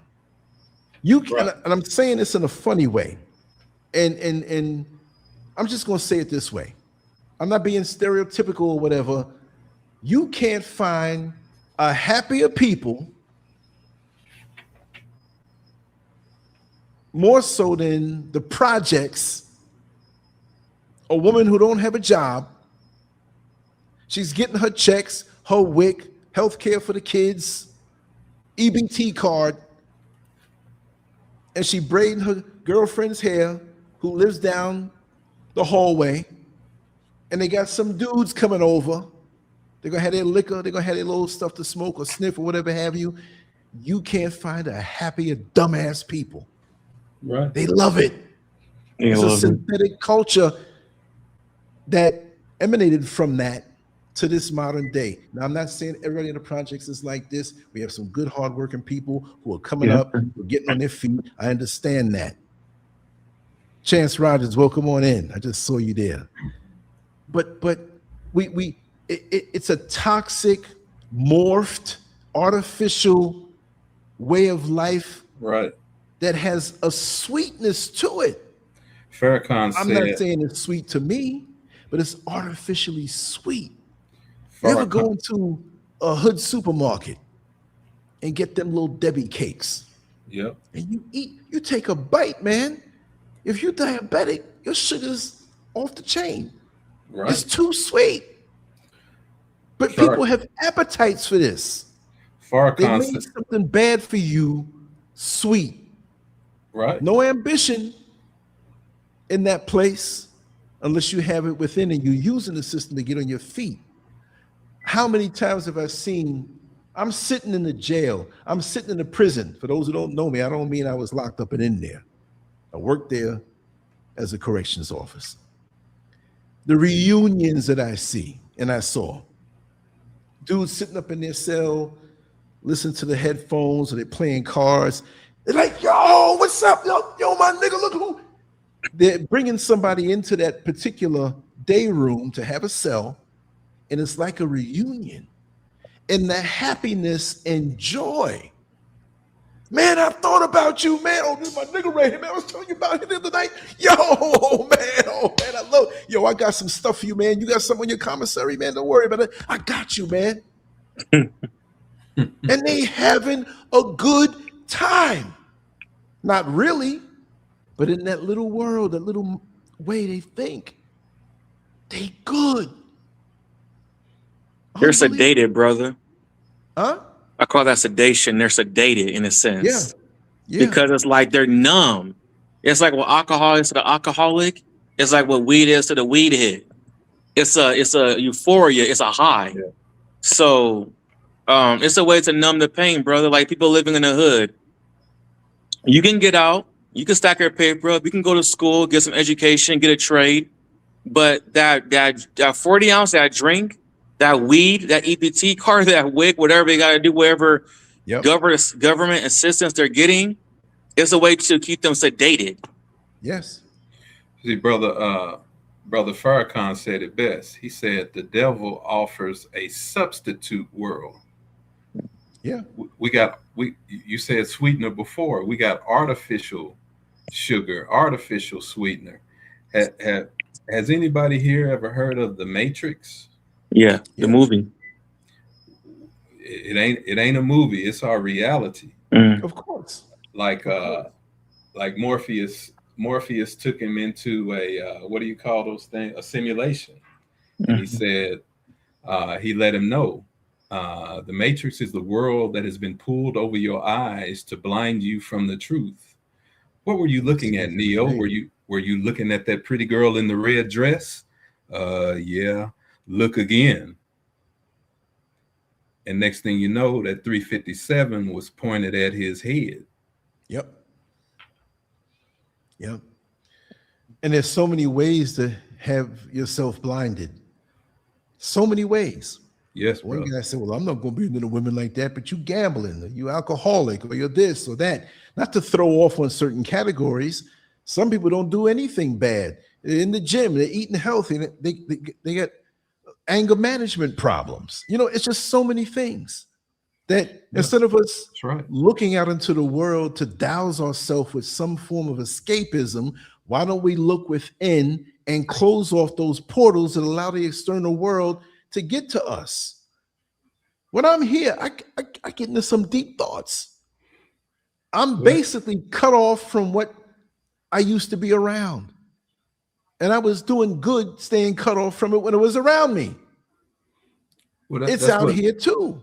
That's what makes brothers like you so vital and important, because you're about the only one on YouTube encouraging that. Because it takes self-reliance, self-accountability, self-introspection, which will lead to self-accountability. And that's exactly what you're talking about. Self-improvement is the basis for community development. Those are the building blocks. Thank you for the kind words. But those are the building blocks. And this is why, for me, I'm enjoying life more than I ever have. It's like the statement that I put up on the YouTube area where you can post words or post videos or links and stuff. And it didn't go exactly like this, but I said something to the effect of, the more you get away from civilization is the more you become civilized. Right? Like when you get away from all of this stuff bombarding you. See, if you already know what it is, you can put your blinders on, or you can actually look at it and know what it is. What they say in the Matrix, Neo, you have to unplug. Right. Yeah. Once you unplug, you're good. Yeah, detox. Right. Here you go. Detox some of that junk, man. That's what I'm doing. Yeah. We gotta do that. We gotta like, nothing wrong going out enjoying family and friends, but if you can go to a place like a venue, go somewhere a lot more positive. Like I went to this art venue over here called Vanguard Arts in Dallas. That was nice. It was like a nice get together. I didn't go to no club. Nothing wrong going to a club, but you gotta be careful what kind of club you're going to. You can go out, you can before you get there, you can look at the atmosphere and you see what kind of crowd it is. You can feel the energy. Yeah, yeah.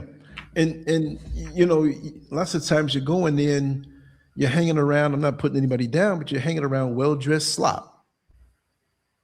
The energy that's around is like, why would I bring myself down by being here? You know, you see it. And it's almost like bathing in somebody else's dirty bath water. Right. They working out in the yard all day, muddy, and they bathe, and it's all muddy looking. And you don't worry about it. I'll just bathe in that. No matter how much soap you put on and rinse it off, you're still in the dirty bath water. Right. And some people can't see that. But see, they'll hear that and say, well, I ain't that dumb. I'm not going to go in the dirty bath water. But mentally, you're in the dirty bath water. They're throwing out all of this stuff, and you're absorbing it. You don't question it. And now we need to have the barriers up now, more so these days, so we can choose what we internalize. But we're so bombarded with, like you said, we're not even aware of what's going on in the world.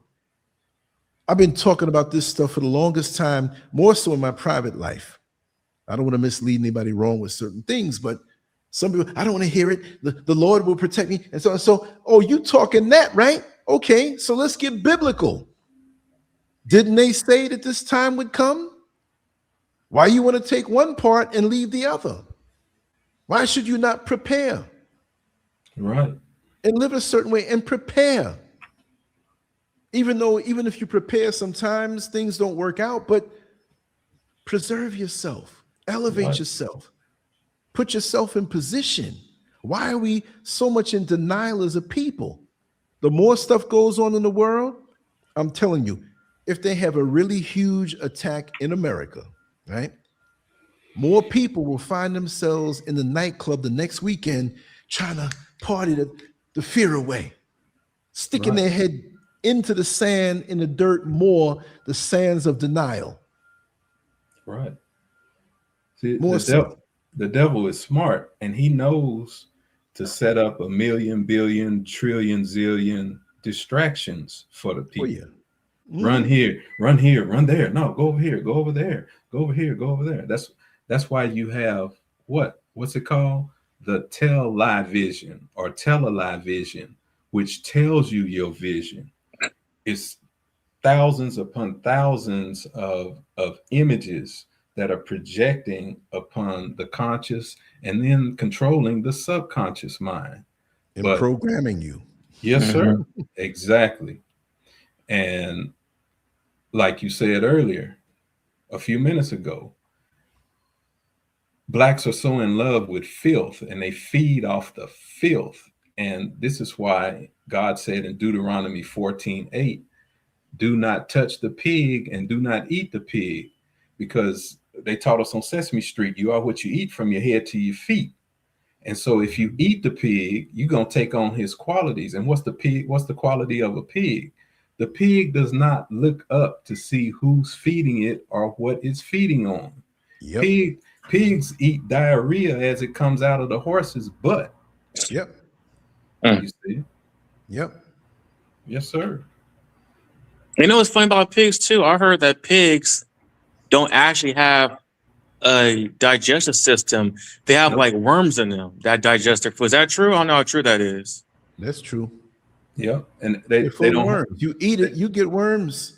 There are worms that can survive in the human body that we don't know that we have inside of us that are dictating commanding us to eat more sugar, eat more bad food, eat more this. Right. We think we have an appetite that is us telling, but it's not. Right. The trichina worm. That trichina worm. Yeah. Farrakhan talks about that all the time. They say you could take some pork, sit it down, right? Take some Coke, like Coke or some kind of salt, put it on the pork, and you start seeing worms coming out. Yeah, the trichina worm. Damn. I don't eat pork myself. I don't really like pork. I eat it only when necessary, but no, You can't eat it. No, you didn't. Yeah. Anytime anybody anywhere is eating pork, they're telling God to go screw himself, go F himself. Because he specifically said in Deuteronomy 14:8, do not touch it, do not eat it. Anybody eating pork is telling God to go F himself, go screw himself. And that's why Black folks' health is the worst health in human history. Cancer, strokes, heart attacks, diabetes, all the cancer, all that stuff comes from eating pork. Because pork is made, the way they made pork is they took dog, cat, and rat and mixed it together. So a pig is just a giant rat. Now, who wants to eat rat? But I tell you, I'm going to say what I know out here, that it's a hush-hush thing pretty much. But just like you can go get a chicken and have it slaughtered and eat it, out here, not everywhere now. Not everywhere. I'm not going to say that. Right. I got to find the videotape. I mean, you could see it for yourself. But they have places where you can go pick out what dog you want. And people who own certain restaurants will have it. You may not see it up on the menu, but the people know to ask for it. Yes, sir. Straight up. Hey, bro, you said that was Deuteronomy 14:8. And right under it, God said, don't eat shrimp and lobsters and catfish, because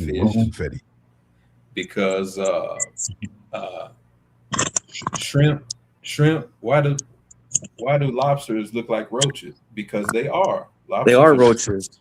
Lobsters are giant roaches, and shrimp eat doo-doo and dead bodies at the bottom of the ocean. Bottom feeders, yeah, catfish too. Ratfish, pigs of the sea. Sir. Yes, sir. Pigs of the sea. And the swine, because of the divideth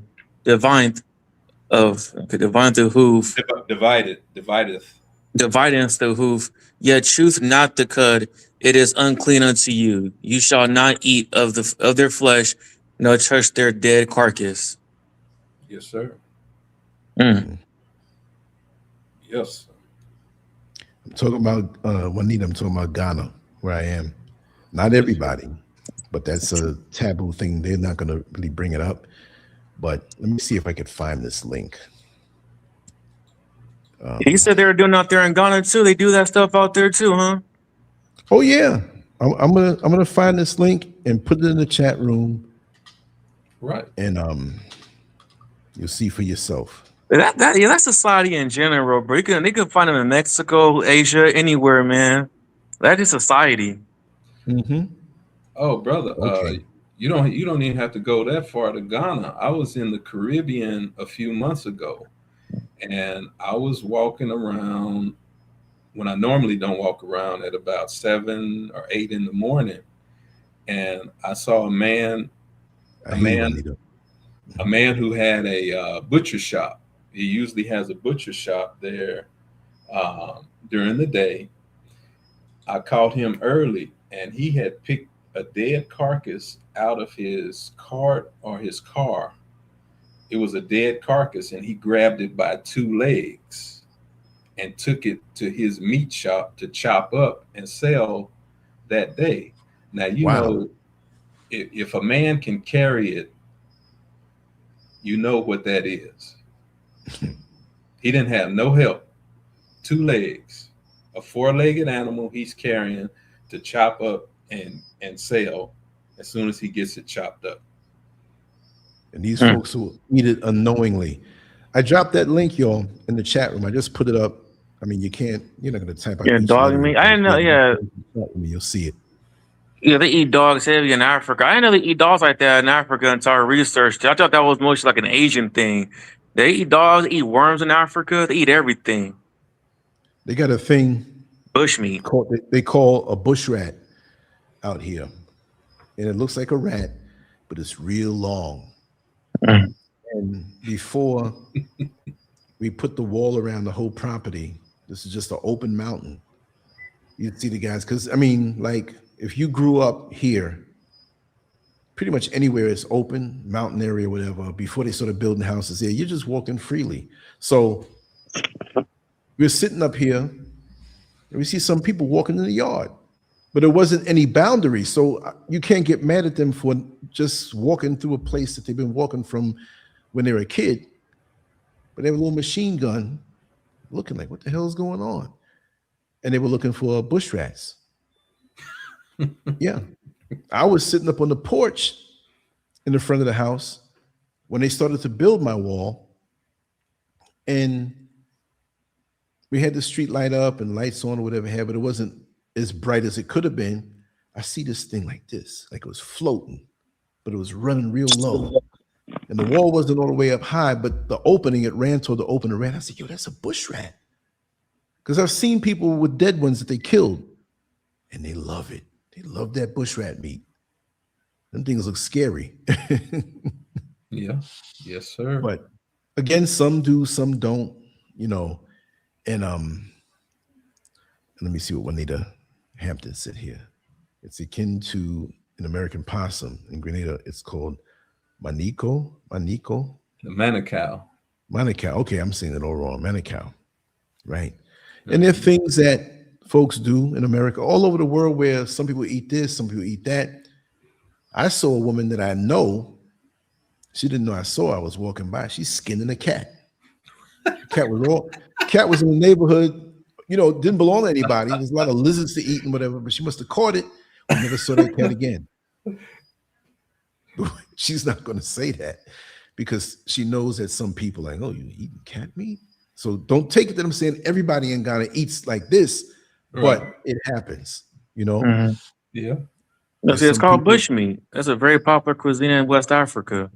Mm-hmm. They got some of that over here, over on Beltline in Irving. Like, they got this African shop I go to get some jollof rice sometimes. I mean, I don't eat there all the time, but you know, I like to get some jollof rice, some coconut rice. But they sell snails in there. They sell snails. I got something to tell you about that. Yeah, I'm not gonna lie, it's a delicacy. I ate a snail. I just want to try it out. Right. No, I understand. I was like, okay, you gotta respect people's cultures. I mean, they got snails, they got some other stuff in there. Nothing too exotic. That was probably the most exotic thing I saw in there were the snails. Right. I up here, snails all over the place. Right. How big? When I go out sometime in the back under the carport, they'll be up higher because this property goes down on the grade. And so behind this first plot, there's several other measurements of property back there that we don't have lit up yet. It's still walled off, but I ain't going back there. Not at night. Way back. Nah. It's all this stuff growing or whatever have you. So at the parts up under the carport, you'll see some snails, you know, slowly, you know, moving around and stuff like that. And I'm careful not to step on them. That's just the way I am. We had our Ghanaian brothers come to do work. And when they come to do work, they don't leave and go the way they live because some of them live far away. So they'll stay by you, right? So they'll do their work, nighttime come, they're chilling, listen to music, or they'll go into town, the village, and buy food, or they'll stay here and make it. So my studio is down on the bottom floor and in the back. So I'm looking out of the window, I'm seeing nothing but darkness. The floodlights are on, I'll see some of the bushes, but I don't see straight through. All of a sudden, I look back there and I see lights moving around in the bush. So, you know, I'm not thinking, oh, these guys are here. Like, what would they be doing back there? I flipped off my lights. I grabbed my machete and I went in the back and I looked. And they were down there with their phones and they had one of the empty joint compound buckets full of snails. And full of them. But I watched them for a while and I said, oh, that's what they're doing. Because I asked them, what are you doing out there? Oh, we are getting snails. Let me tell you something. I would see the snails all the time at night. It's been about 2 weeks since they've been here. I ain't see a snail yet. They must have found all the snails back there. The brothers don't clear them out anymore. They'll come back. I know somehow, some way, outside of the wall, they probably have them. But, you know, I would go back there close and see 3 or 4 of them. I look at them, okay, whatever. I never thought of it as a source of food, but I know people do eat them. And they have snail farms out here also, certain people, you know. Oh, Brother Wise fell off. But that's the way it is, man. Different cultures. I respect the cultures and stuff. Just don't try to fool me if I go to a restaurant and eat. You know what I mean? Right. Don't try to fool me. Right. Have you gone vegetarian yet? I was vegan for many years, strict, didn't cheat, nothing. But you know, seriously, from 2011 to 2021, early 2022, I say about 11 years. And I believe in my own research, it actually threw my hormones off. I was not playing. I didn't cheat. I didn't do anything. You know, Right. I was getting weak. Right. I was, and I was eating a lot of. Mr. Scurv was making some good variety, good stuff. I'm not against eating all of that stuff, but I'm not going to just eat that way. Yeah. I had gotten kidney stones from the high oxalate diet that I was consuming, right? Right. Vegetables and all of these vegetables, and the oxalates, you know, were in me. And people know I'm sitting here. This was in Orlando. That started happening to me, and it happened to me a couple times. That's another reason why I backed up off of it. I'm taking a leak. All of a sudden, you know, you're taking a leak. You have this stream that's coming out. All of a sudden, something came out of me like a little stone. Oh, What the hell is that? There was a little stone, because you know, not to be lewd, but we're adults here, right? At the end, that little hole ain't that big. oh man. So it felt like, you ever go to the amusement park and they have the water, like the little thing you roll down. It's like a slide. Yeah. You come up. That's what it felt like coming out of me. So I was like, I didn't think kidney stone because I didn't think about those things. Right. So I cut the stream short, and I went and I looked. I said, listen, I'm not trying to put my hand in stuff, but that's my stuff. I'm going to have to wash my hand. But I put my hand in and I took this thing out. Of course, I'll wash my hands after. Oh yeah. And I saved it and brought it to the doctor. He said, man, that's a kidney stone. He says, you're blessed, because if the whole of your organ was this big and the stone was this big, we got problems. Oh. Yeah. So it happened to me at least two times after that. Oh. Yeah. And say, for example, you're eating concentrated, like you have a lot of vegetables, and you have like these sports drinks or these drinks that you make where you blend it up, vegetables, certain types of vegetables, they're high in oxalates, and it will back up in your system, right? Mm-hmm. And it doesn't necessarily have anything to do with dehydration, because I always keep myself hydrated, you know? Yeah. And then there was a time when I was drinking these 0-calorie sports drinks, and it was a hot day, and I went out for a walk, right? Me and Mr. Scurv. This is in Orlando. We lived there. So we're walking. I didn't realize that I was already dehydrated, so I was drinking these drinks. But the way it goes is that, and I always kind of knew that, but from finding out again on myself, that by the time you feel thirsty, you've been dehydrated already for a while. Don't let the feeling of thirst or quenching your thirst make you feel as though, oh, I drank something and my thirst is quenched, so I'm all right. Doesn't mean that. Right. That's not going to give you a good gauge. So I had the sports. I had too many of them that day. I had like 3 of them. I was just wolfing them down. And I went out, and Mr. Scurv, we took the walk around the complex, the subdivision, and I came back. I had to pee real bad. So I went to take a leak. I wanted to scream, man. It came out looking like blood, but it was a strawberry flavor. The dye just came straight out of me. Yeah. Yeah. See, the sports drinks are poison. People don't realize. Yes. But sports drinks are poison, because what they actually are, they're not drinks. They are medicine. See, I'm an NBA, NFL scout trainer and agent. Right. And sports Gatorade, all those sports drinks, those are poisons. Yeah. And the way I found out was I was dehydrated once, and dehydration can be fatal.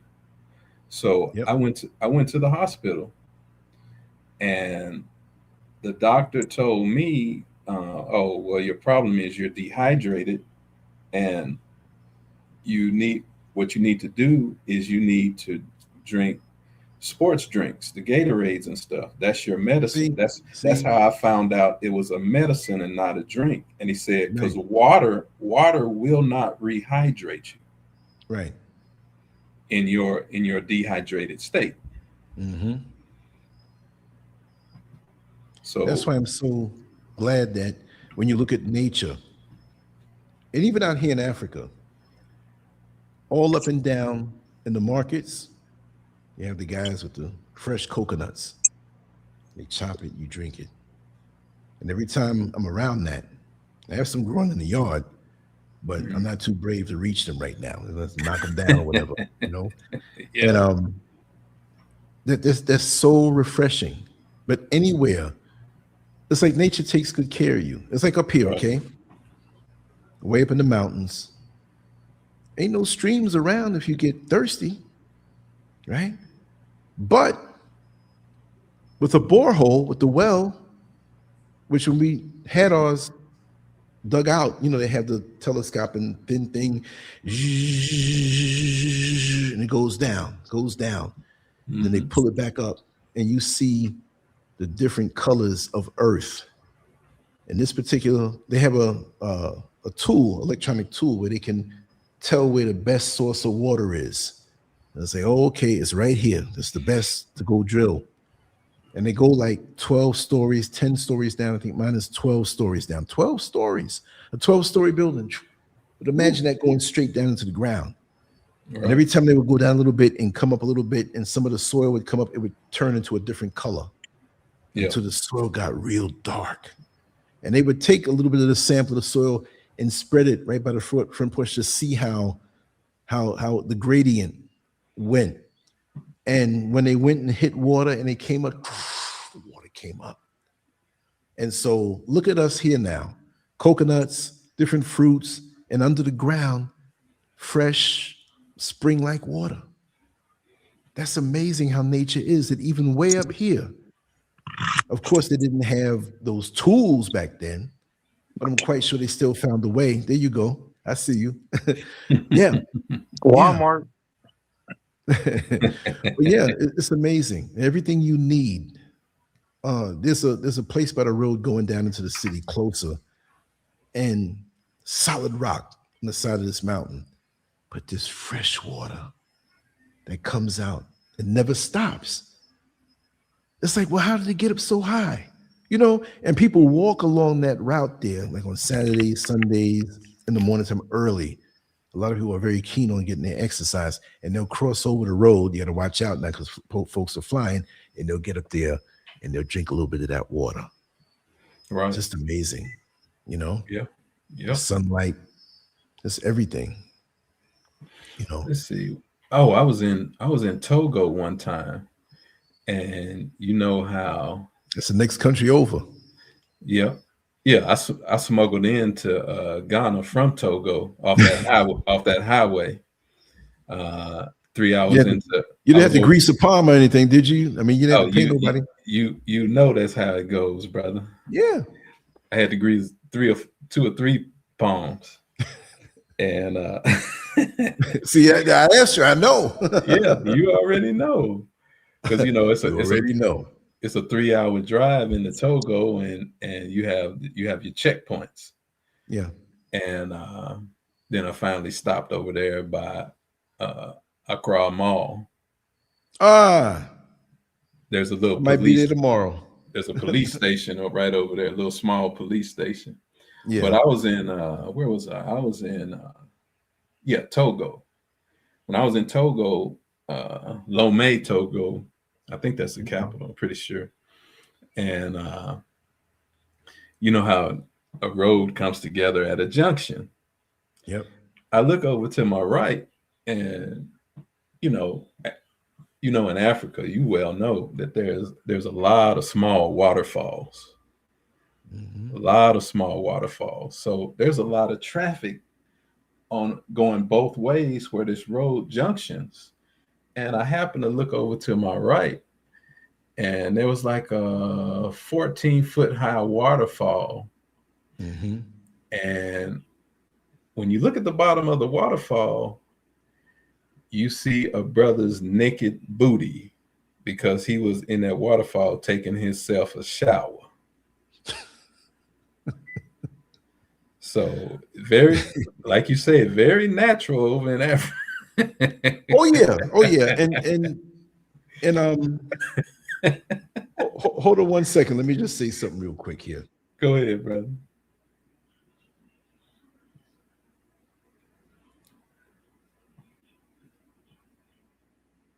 Yeah, so that's very common, even where I live up here, because you have a little town called Adoso, and that's a little village. And the people who live around there, and they have all this fruit and stuff they bring to the main road and they sell delicious fruit. It's only like 10 minutes down the road, but it's such a different world there. And so when you walk around there, like, I mean, I would get off a couple of stops off of the van to get a feel of the general neighborhood. I just don't go boom to the place and then leave. I like to explore a little bit. You got to soak it in. Yeah, soak it in, you know? Yes, I see you, Gucci Gang. Welcome on in. Yes. Lots of times, it's no shock anymore. You know, we have the poly tanks. Some people don't have the boreholes. Some people, they may not have the finances to build this palatial whatever. They have a basic structure, whatever. And they're okay with nudity.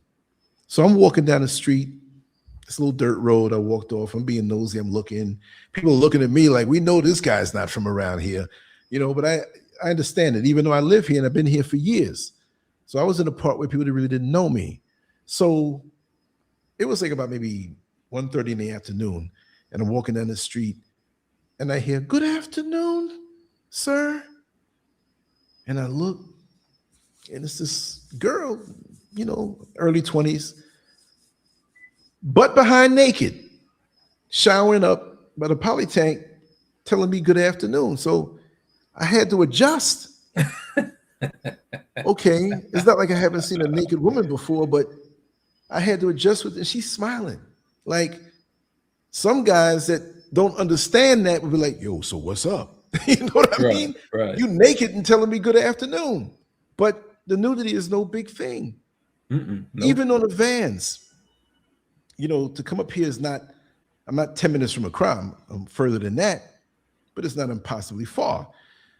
Sometimes you'll see a woman who tapped the driver, and all of a sudden the driver pulls her over. It's happened to me a lot. And the lady gets off. You're thinking she's going to walk away. She just squats. Yep. And I'm like, what am I seeing? Yep. And so she shakes off a little bit, little tissue, gets up. "Thank you, driver." Okay. I'm going to tell you another one that involved me this time, right? So I tell things that most people don't want to tell, but I'm human, right? Yeah. I was somewhere, it was dark. I was coming from this guy's house that does this work, and I had to find out how much he's going to charge and tell him where I lived, and we negotiated, and it got dark. So I'm walking toward where the vans are. So all of a sudden, my stomach, oh my God, I gotta go. The universal sound of distress. So I started looking around because I knew it wouldn't be long. Now, let me see, where's my bag? Oh, I put it over there. I always in my bag in Ghana here carry a roll. Yeah. So I don't need it in my studio, but what I'm saying is that I replaced it with a fuller roll, and I have a little bag that I carry. I always keep that with me, and some hand sanitizer. So I found a spot. It was a shipping container And it was dark. It was already dark. There's a little light, a couple little bushes, not bushes, but just growth, like weeds. I said, okay, let's hope there's no snake over there. So I go over there, and like a sumo wrestler, I had to put myself in position. So I'm like, man, I feel so good. So to doing what I had to do, all of a sudden, it scared me when I got a tap on the shoulder. I didn't look too good when I went in there, but it was a lady who was already in the same position. Because I eat clean, it didn't take me too long. I don't know what she eats. Maybe she was eating pork. I don't know. But, oh, mister, please, can I have some paper? And I'm like, it was dark back there, and I'm looking like this lady was right next to me. I didn't even realize the kind of dress she had on. It was like camouflage. She blended in. I'm like, yo. Yeah, thank you very much. So I'm still cleaning myself. I'm like, she saw me. So she gets up. I get up. She says, oh, are you going to the chocho? Meaning the van. I said, yeah, I'm going to the van. What is your name? I'm like, my name is Lance. Oh, my name is Jessica. Nice to meet you. I gave her some hand sanitizer, so I didn't feel bad in shaking her hand. She says, I will walk with you. And she locked arms with me. I like you. You're my friend now. I said, yeah, I'll never forget in this lifetime, and I have to say it, that we met in a very shitty situation. This is wild, man. I said, I can never act new on you. What do you mean act? She didn't understand. Yeah. I said, I can never act like you're below me because we were in a very humbling situation when we met. So we went to the van. We both got on. Okay, bye. Here comes another time. Not another story like that. We're talking about her. I'm on the van already. And so we pulled up to a stop to let these two women on that she was talking to, right? And I forgot her name by then. And I saw her and I waved. So she said something in her native language of tree. So she said she was saying and pointing to me, and the two women laughed, and everybody on the van laughed. She told them all how we met. And I was like, oh man.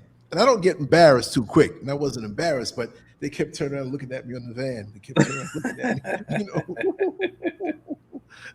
put my business out there like that. Could you imagine? Oh boy. Yeah. And it's crazy. The people here don't realize that. Let's see, where was I? I was in. I think I was in Nairobi. No. I was in Rwanda, and I know there. I don't know about the rest of Africa. They don't sell deodorant over there. I heard a lot of parts of Africa, they do not sell deodorant. And so you're riding the bus, and when you're riding the bus, you have to reach up to the bar to hold on, right? and the people don't have no deodorant. So you can't be too, therefore you cannot be too offended at must. You're going to run into a whole lot of musty armpits, full afro under the armpit with plenty of must on it. Straight combing their hair. Yep. It's a natural, normal thing over there. But it was funny because I was going somewhere. I was clean, wearing some nice clothes and everything. I mean, I wear t-shirts and shorts most of the time, just going around, but I'd also slapped on some cologne. So when I got on the van, everybody looked at me like, not that I'm saying anybody on there was stinking. I'm just saying, like, I smelled a little different, and it's like something like, okay, why does he smell like that? They knew it was cologne, but it was like a shock. Mm-hmm. That let me know it's not just Nairobi, brother. Right. When I was working in the corrections, when I was working with the Africans in Texas, TDCJ, no offense, and this is I wasn't trying to stereotype them. I heard stories. I heard people tell me, be careful. And the Nigerians, them Africans kind of smell funny. I'm like, what do you mean? When I was working with them, I could smell them. And I'm like, what is it? Like, is they don't take a shower? What is it? And it's like, I don't know, it's the food they eat because they eat that. They eat that food. It's kind of fishy and stuff. And, they eat all that crayfish. Also, like you just said, they don't use deodorant. That's what it was. They get that musty, stinky smell. Yeah. Yep. No offense. I'm just saying. I've gotten used to it. Yeah, you get used to it. You don't have a choice. Yeah. I got used to you it. can't. You can't. The worst is when you're on a van and you're sitting up close and it's tight, pack you in tight. Yep. And somebody's arm, the back of their arm, is on your shoulder, or your arm is up in the armpit. And I'm like, I don't want my shirt stinking like that. You gotta find yourself in unnatural positions, and it's always where it kind of falls right there. And they're just sitting there. They don't even realize what's going on. Right. But that's part of it. I saw a woman who was dressed up to the T, and she came and sat next to me, and I was like, oh man, can't believe The women she too? dressed- Oh, yeah, they're women. What? The women That's smell what- like that too? That's some of the most potent stuff that What about the young ladies? They don't smell good either, huh? No, well, they have them that are clean and keep themselves up and stuff like that. But when you get somebody in the market out there all day selling stuff, Oh yeah. and it's that slow permeating thing into their clothing, and they sweat and it dries, and sweat and it dries, it adds up. Plus the food, the spicy food, the hot food. I'm not talking hot temperature, but spicy hot, which is good for you in a way, but all these different things, because, when you eat a certain way, after so many years, it permeates your system, and when you're not used to it, you pick up on it more, So even when if I go to a trusted restaurant, or I started to go to a place I may have trusted, like when I'm way out, right? I mean, when I go out, I'll leave full. I eat a couple mangoes, maybe pineapple, some good food or whatever to fill up on. I'll drink the coconut water. That's how I keep myself from getting into the trouble, right? So there are places that will make some good food, but culturally, it's spicy here. Like, there's one restaurant, they know me, right? They clean, and I like that. Everything is made right there. But at first I had to tell them. When I told them I don't want anything hot, I don't want any spices on it, they thought I meant just a little bit.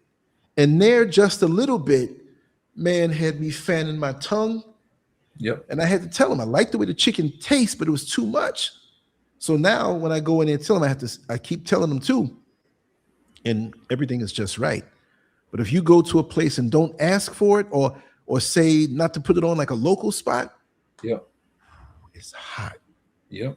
They'll put that go. I'd rather I'll take cayenne pepper. I kind of cycle that every now and then. I take it and drink, get it down in my throat, right? But I don't like the hot stuff. But I know it can be good for you.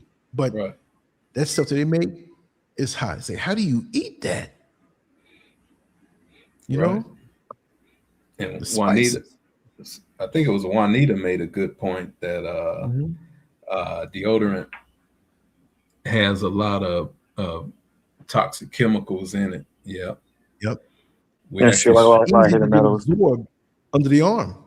We actually should not use deodorant, as modern deodorant is unnatural and full of chemicals and heavy metals. Africans should use more natural means. That's absolutely true, because deodorant causes what's next to your underarms, your breasts, and your breasts. So deodorant has been known to be a cause of breast cancer, because the number one ingredient in deodorant is aluminum, and aluminum causes cancer and gives you Alzheimer's. So the sister made a good point. You see, this point she made also, perhaps it's not a deodorant issue, it's a how often do you shower issue. Because you have some people who don't shower enough and they think that deodorant is the magic stick to chase away funk. Right. Here you are funky or taking a half shower, you hit the spots right, and you put a little deodorant like, yeah, okay, so now it's even worse because when somebody gets around you, you smell the deodorant, which makes you inhale more because, okay, it's a pleasant smell, but the funk is behind it, and it comes and hits you. It's an accelerant to the funk. It's a chaser. Chaser. A funk chaser. Yeah. Get you open. Yeah. That's right. A nasal invasion. Yes, sir. That's crazy. Yes, I'm going to soon wrap it down. I like these. We'll do more of these, you know, and get a little break from the work being done in the house so I can have a little more time. And we started out one way and we talked about I told a story I thought I'd never tell anybody about being in that bush with that woman. But, you know, when I start talking, I can't hold back. But anyway, I hope that brought a laugh to everybody. Yeah, that's just how the spirit moved us. You gotta you gotta do more of these discussions like this because you're the only one coming through with the knowledge of self, and that's the only thing that can save these brothers out here. Well, the both of you have it also, and it's a good thing, you know, mix a little humor in with it, little stories or whatever, and just life experience. And again, I have so much to learn, so I don't try to come off like I know everything, but you know, I'm kind of forgetting the time I had on this earth because when I see the number that I'm gonna 63 next month, I'm like, whoa. I was telling a friend of mine, I was telling a friend of mine the other day, I used to work with him, and I said this on one of my other recordings. You know, he's getting back into fitness and stuff, and he was asking me some questions, and I said, listen, man, I said, you're getting old, man. You're getting up there, so you got to be careful to warm up. He said, wait a second, Lance, you're telling me I'm old? Look at you. You passed 60 already. You know in 7 years? I said, I know it. In 7 years, I know I'm 70. I know that. Don't remind me. Yeah. I have no problem with it, though. I believe the energy that you have, your enthusiasm, your ability to laugh and see good things in life, whatever, that keeps you alive. I know people who are younger than me, and they're just sitting here like, oh, man, I remember back in the day, and those are the good old days, and I don't know. Get out of here, man. Like tomorrow when I take my little run out, I'm going to meet people. I'm not saying I'm running to meet people, but I'm receptive. We're going to talk. It's like a vacation. Your life every day. I mean, I know things are rough now in these days. Got to work and all that stuff. And I know right now, you know, I earned it to not have to work.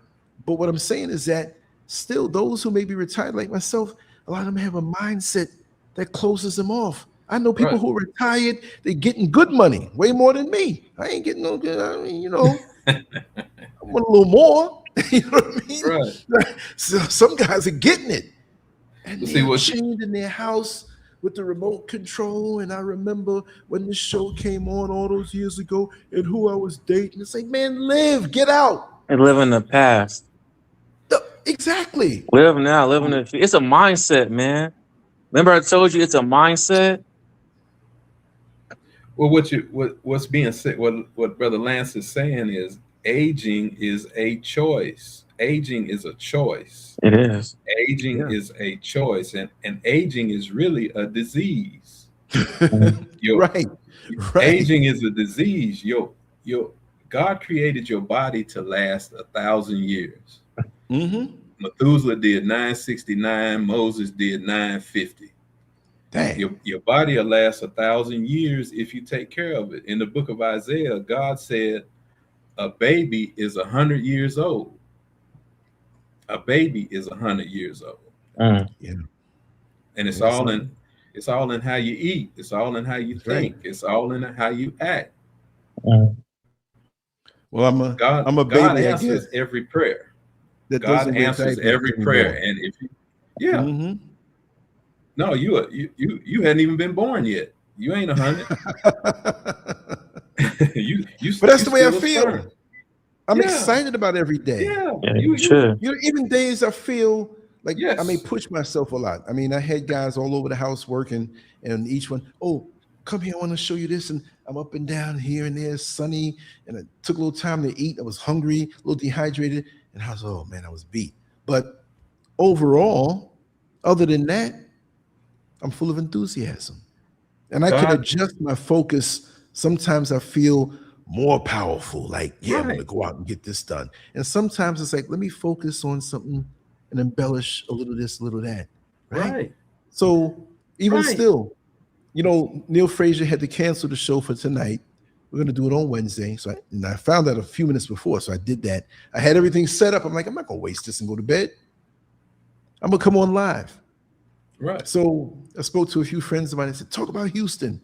I said, okay, I'm not reporting on it, but I'm going to use it as a starting point to talk about the state of our people. Right. And so look at that. So everything works out all right anyway. So this is why I don't walk around with fear like, oh, I'm scared to take a chance and I'm scared. If I was that way, I would never even be in Africa, which is not the answer for everybody. Everything. But tomorrow I'm going to do some new things, meet some new people, get into some new mindsets, and come back and do some new shows, and we're going to rock it again. Teach. You know what I mean? Everything, the key point is everything leads to something.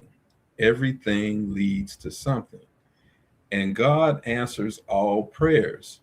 If you think like, talk like, and act like a teenager, you can be 70, 80, 90 years old. But if you think, act, and talk and work out like a teenager, guess what?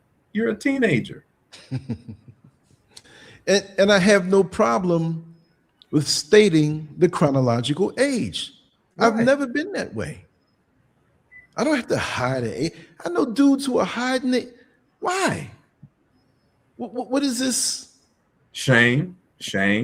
But shame of what though? Like, but see, the new beauty standard is that's why black relationships don't work, because of the crack era. And in the crack era has taught black females they only want in America, they only want thugs, gangsters, criminals, and rappers. And the rappers and criminals have taught females in America that a male 30 years old is an old man. Oh, he's old, because they want to be with little kids. And they learn that from rap and crack cocaine and the crack epidemic. They learn that crap from that. But as you know, in everywhere else in the world, age is honored, age is wanted. When I'm finding that out.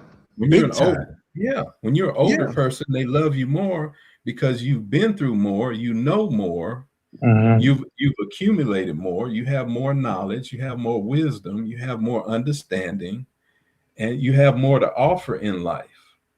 But in backwards ass America, where Willie Lynch said we reverse their nature and turn them backwards and inside out, all the females don't want a guy unless he's 24 years old and looks 16. That's their beauty standard. That's wild.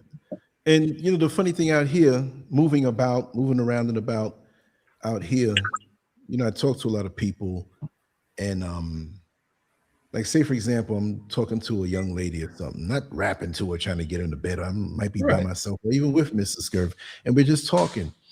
And they'll ask me a lot about America. Like, some folks who are local here, who they don't really know much, they just what they see. So I give them a little lesson, or I give them a little talk and tell them how it is, how different it is. And they're amazed at that. So I say, yeah, I remember back in 1970 something. So, and they say, oh, how old are you? And I tell them, oh, you don't look like you're that old, you know. You're lying. Said, well, you're lying. You know, you're not that old. No, I know. But like, you have some of the guys who are here who are old school, who subscribe to, even though it's a natural place and there's lots of fruit, lots of this, we have it in America, but they just get stiff, and they're 45 years old and acting like they're 82. Right. And holding themselves a certain way. And I'm not some old guy trying to act young. This is the way I've always acted. That's your lifestyle. You made it a lifestyle. Right.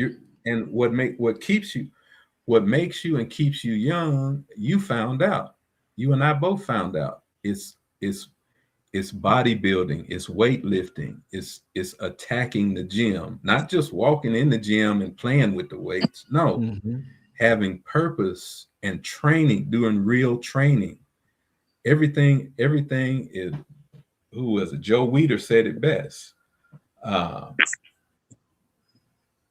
Bodybuilding is a kingdom.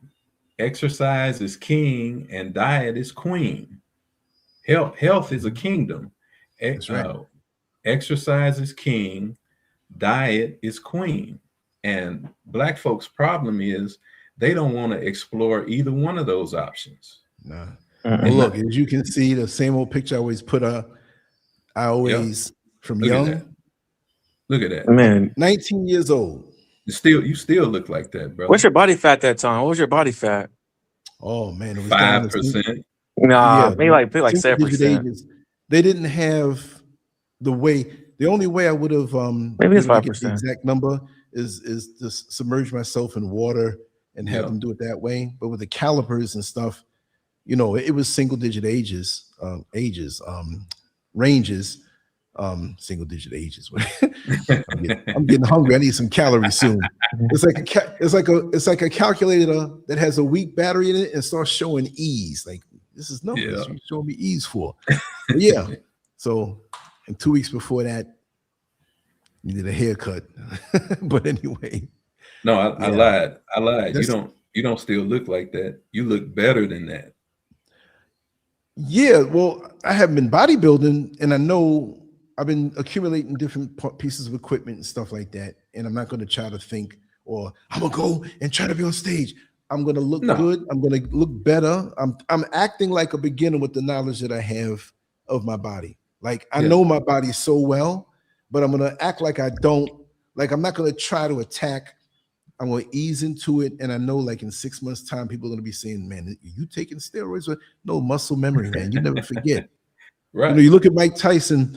He's slower, he's older, but if he throws a combination, he's going to throw a combination so perfect because it's in his mind.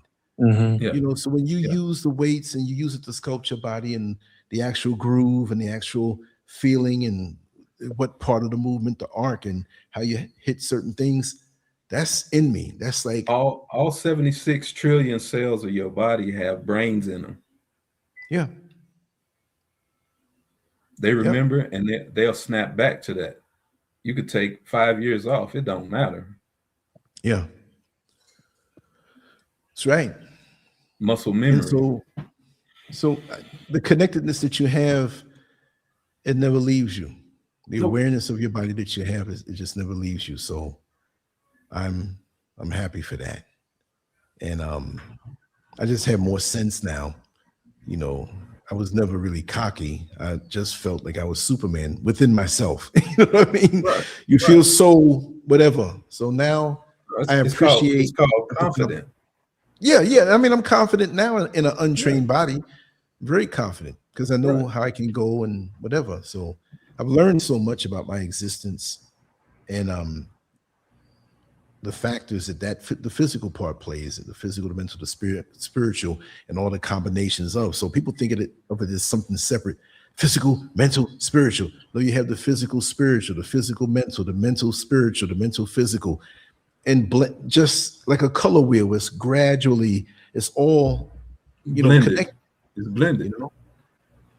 And you harmonize. Your job is to harmonize those, and the autonomic nervous system does it automatically and automagically. There's 50 million chemical reactions in your body per second.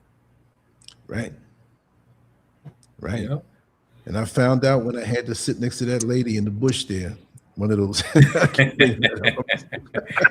how natural you really are.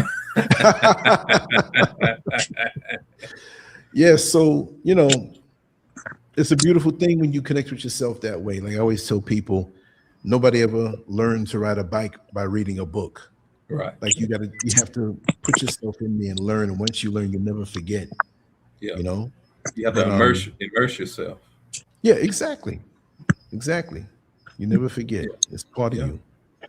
And And see, there's ain't no women to marry here over here. 90% of black females are fat. I remember 90%. seeing a comment on the video maybe last week. It was it was a video showing black folks in the 60s, early 70s, and we had people who were Yep. obese back then, but not like now.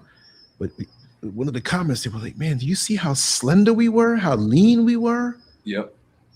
And that's another attack on us, how overall it's become commonplace to be overweight, you Yep. know, to the point where it's compromising our health. We know there's certain people who may be a little thicker here, a little thicker there, you know, because like one woman told me that I knew, and she sincerely asked me about diet and working out and all of this. And so she told me, well, you know, everybody in this household, we big boned. You know, that's what I was dealing with, right? One of the younger sisters went away to school for several years, and she came back. She was fit. I said, look at your sister. Well, she was big boned too. I said, yeah, but it's not about being big boned. I said it back to her in her abonically driven way.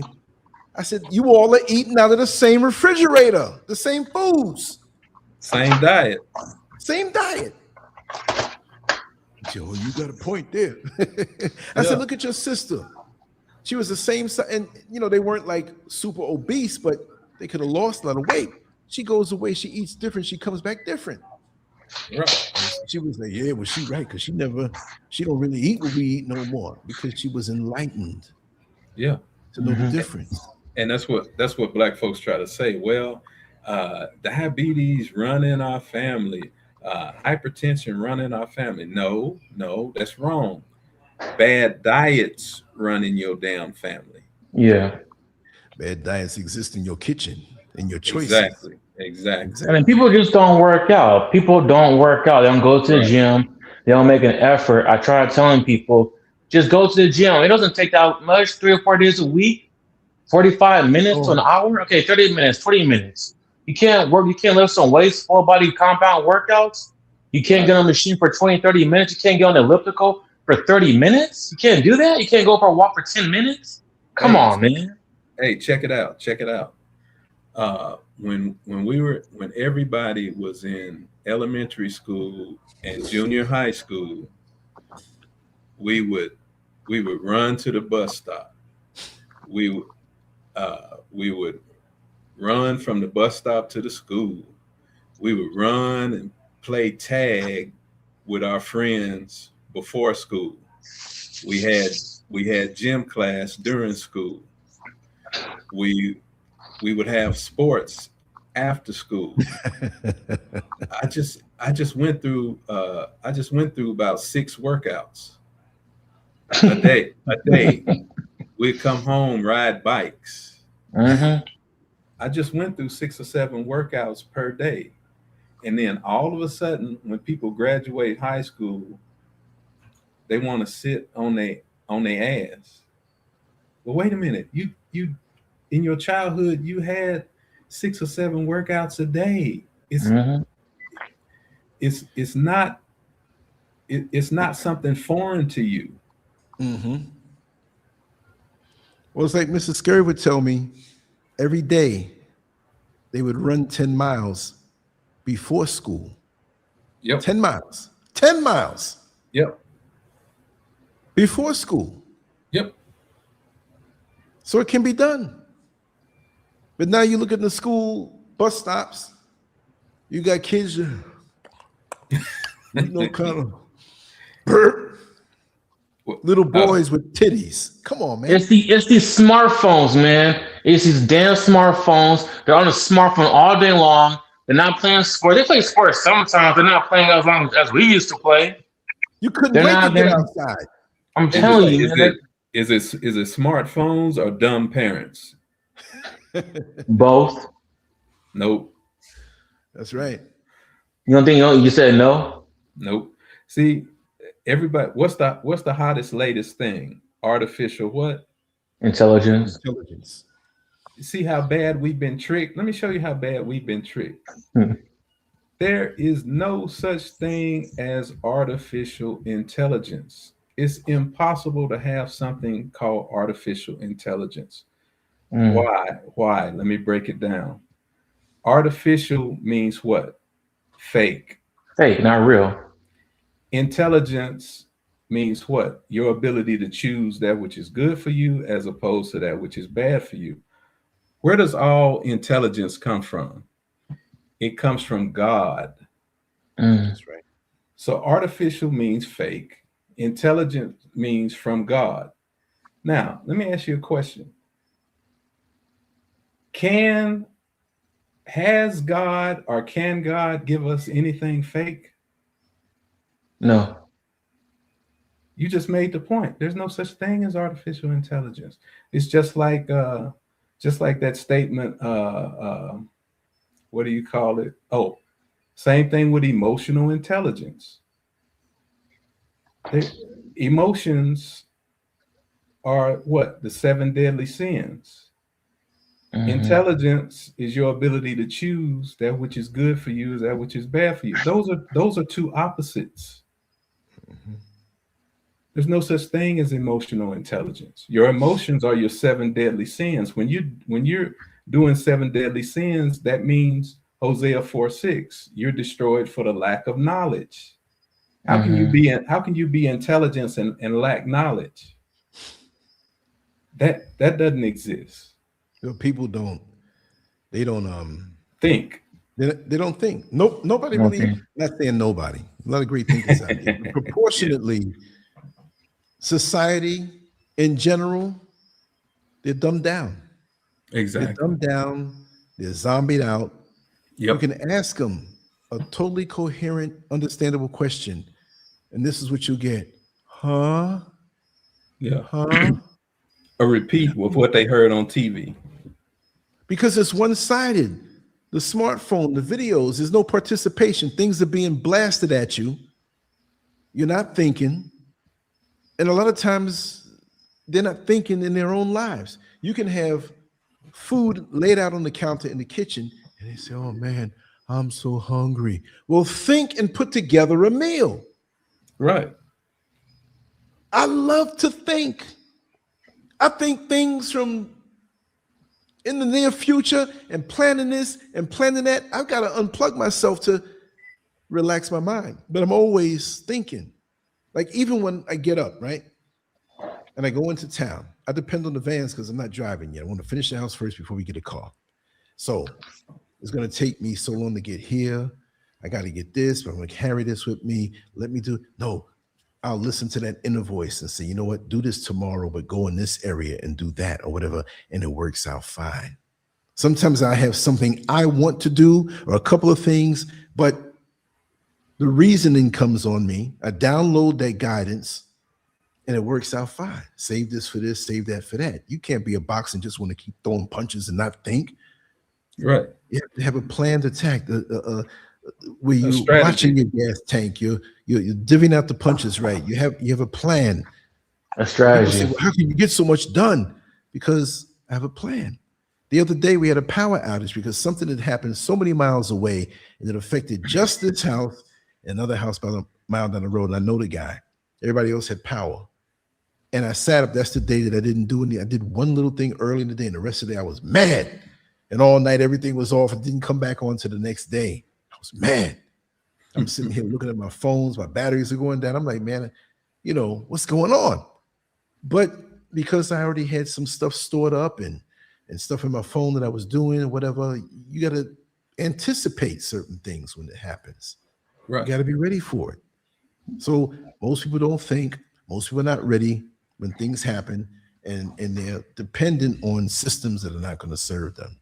You know what I mean? Right. Exactly. But brother, I'm gonna wrap this down. I got to make a few phone calls back to the States, you know. And yeah. I love this, and I'm gonna do more of these. We have to do more of these. You know, Yes. I'm not gonna guarantee I'm coming on tomorrow night, but I'm gonna try to come on tomorrow night. I will start off with the topic because if I do leave out and I do something before I leave to have. I like to always do a little something. But if I come back and do a live tomorrow night, we'll start out with a topic, and it will save me all the production and everything. I just click everything, boop, boop, boop. I just want to make a nice banner for this, what we did tonight. And I'm gonna hit the sack, but I do want to make a few phone calls and get some information and make some phone calls out here because these folks go to bed early out here. And it's already, yeah, it's 10:30. You know, it's not late for me. I'm a city slicker, so I'm used to being up, but I do get up early myself. But these folks, once it gets dark at 6:15, 6:20, they shut it down. Like 7 o'clock. They're out. Yep. You know. Yeah. So thank you both for coming on. And, thank you. I enjoyed myself. Yeah. Yes. Yeah. I enjoyed myself always. This is life itself. This one of the most this is probably the most important show on the internet because the black man. This is the only place a black man gets his knowledge of self, man. So yeah, man. Thank you. The energy. I wish you could do this 4 times a day, brother. I'm gonna surprise you one day. I'm gonna surprise you. I've still got that chip in me to do a whole lot. You know what I mean? So it's like an old fighter who's not the fighter he used to be, but he'll break out with a combination. Like, wait a second, he just got his youth back. No, you bigger and better than what you used to be, man. No, I feel so. I feel so. Yeah, because a fighter is he's gonna diminish because his is physical. Yours is going to increase because why? Yours is mental and spiritual and psychological.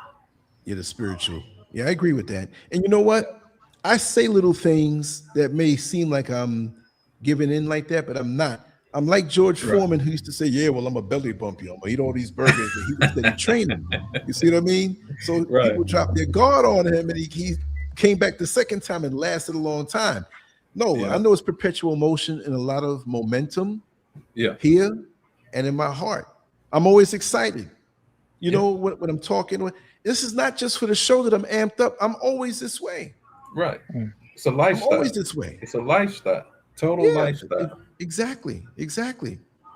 I'm gonna go out on that back porch, look over the mountain a little bit, make them phone calls, hit the sack, fall out. I know Mad Gun's probably left already, but Mad Guns, I'm gonna go up there and get some of that mountain air. That must be a beautiful view out there, Lance. It must be a beautiful view, man. It must be like, wow. It must be like you could go out there and just meditate. It is. Yeah. It is. There's one night, it was in the dry season, which from like December to March, April, whatever, it still rains. It rained a lot in this dry season, but you don't have as much rain, so you don't have as much mosquitoes. So when you go out in the dry season, you don't have to worry about these mosquitoes biting you as much. I went out there in this chair that we had that we lay back in, whatever. It's like a lawn chair, but we got it from Sam's Club. We got 2 of them. I want to get 2 more. Man, I laid out there and fell asleep. Man, the thing that woke me up was the sun poking me in my eye. Like, I laid out there all night, no mosquito bites. I was like, wow. And I felt good. The air. Oh, man. Natural, organic. But even in the master bedroom up top, I have balconies surrounding it, right? But I open up the window and the air's right there. It's like you're sleeping outside. Unbelievable. Another thing to fight your mosquitoes off, keep the mosquitoes away. Skin so soft.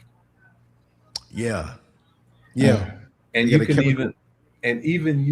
even I was at the flea market buying some Skin So Soft, getting ready to go to the Caribbean, and I looked up and they had sold out of the lotion, and I said, "Damn, I missed it." And the older lady said, the soap works too, and so she sold me some soap. Yeah, she sold me some soap, $10, and she was not lying to me. That stuff. I put it on, and I swear by it now. It does a job. Because me, myself, I got a little thing going on with these mosquitoes because, I almost lost my life back in 2019 after I got that malaria. Yep. So I was so close to graduating from this level. I'll put it that way. You got your shot? You got your malaria shot?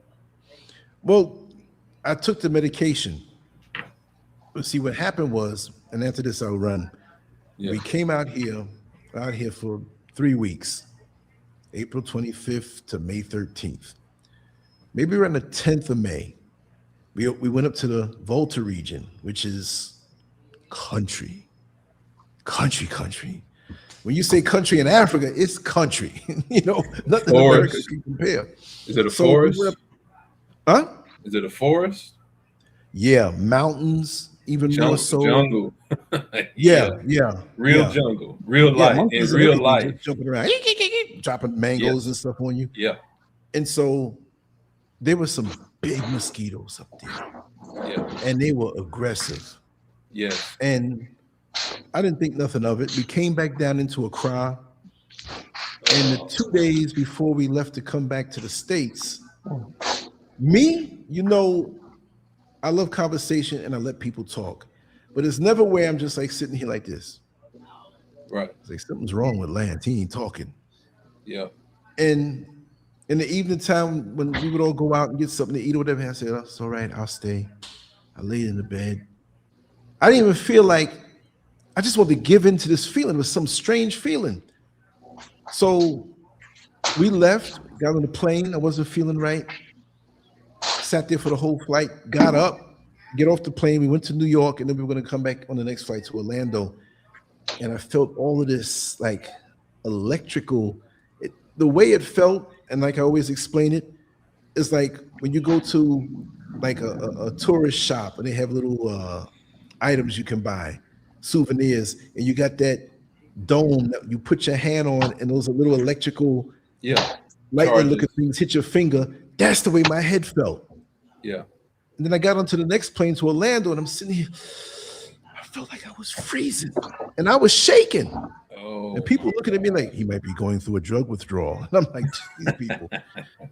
So I got down into Orlando, and I just didn't feel right at all. The next day, we went to the doctor, and he told me, he said, listen, you got malaria. Now, here's another thing people don't think about. The health department, they were always calling me because they really didn't want me to get bitten, having malaria, and all of a sudden it bites somebody else and they have a malaria outbreak there. Yeah, you spreading it. Yeah. So we gave me the medication, but the malaria had already advanced, right?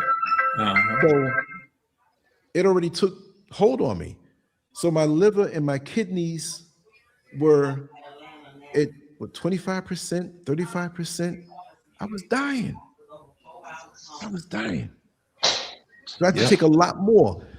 So it wasn't a shot. But when it really turned around at the lowest point, I was out of it. And I saw this black opening on the wall. I'm not even lying. The room was half dark, the bedroom. Mrs. Scurv took off from work, and I wasn't eating. I didn't want to eat. I didn't have any balance. When I talk about you feel like you're staggering, I had no balance. If I try to stand up, I'm going to fall. So I had to crawl to the bathroom, crawl up and sit in the toilet. That was a monumental task. I was so weak. Yep. So I had to sit here for 2 hours just in case I got to go within that time, but I wasn't eating. And the last point was I'm laying in the bed, and I told Mrs. Scurv, I said, you're always telling me about eating in the bed. What you doing eating in the bed? And you made chocolate cake? And you didn't tell me? She said, sweetheart, that's not chocolate cake. I was losing control of my bowels, man. But the medication kicked in, and I was better. And the doctor said he never saw a turnaround like that. He says, I don't know what it is, and it's nothing you did. You take care of yourself, but this was a miracle. And all my 25 years of dealing with this, I never saw this like this. He says, you're here for a reason. I was like, wow. Yeah. But I was so close to death. Seriously.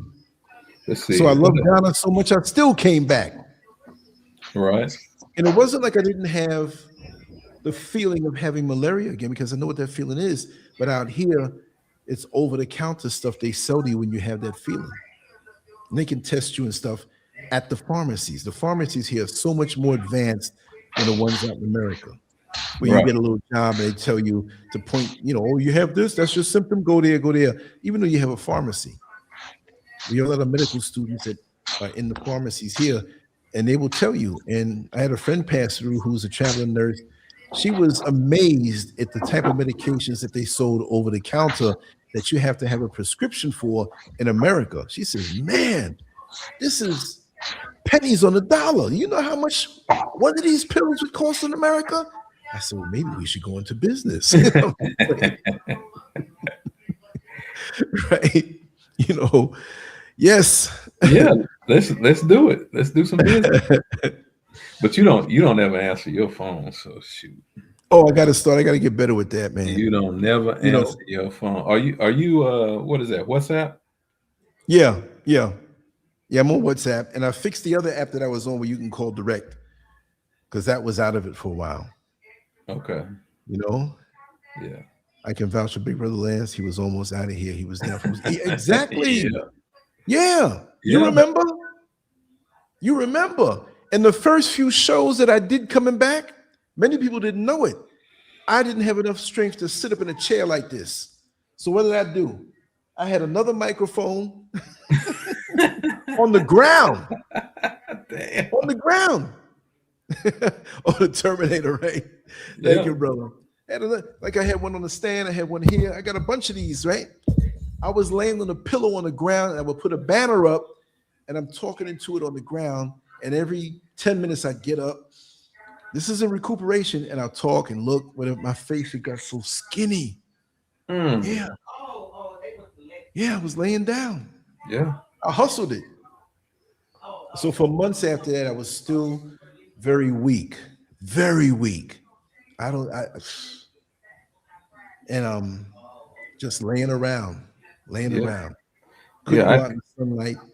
I caught some stuff. I caught some stuff. I couldn't even. It was a strenuous workout for me to turn over in the bed. Wow. That was very humbling. Very. Then here's a double whammy. He also told me. He said, not only do you have malaria, you also have Lyme's disease. Ooh. From the ticks. Yeah. Then I found out about the was it Pentagon, how they weaponize the ticks, Yeah. So far, the extreme fatigue or anything, no, I feel good. Right. It hasn't affected me at all. Thank the Creator. And you beat it. Get my rest and get the good food and keep your spirits up. And I still feel strong. And I'm gonna get back stronger again when I start touching them weights. Right. And other things. You know what I mean? So it's in the mind. I know all that's in the mind. Even when you're not touching anything, even when strength I know comes from the mind. Now you train your body and you use the resistance, but that initial strength, it comes from your mind. And when you want to defeat something that's coming at you, even if it's beyond physical. Yeah. Once you've been there, there's no problem to summon up that strength. I summon up as much as I need. You know what I mean? And we're gonna keep that up. When's the last time you hit it? Oh, you mean a gym? Yeah. Oh, it's been decades, brother. Oh, okay. Decades. Okay. Yeah. No, you don't try to make aside from I do things that they're not the same thing, but it emulates that. I'm a very physical person.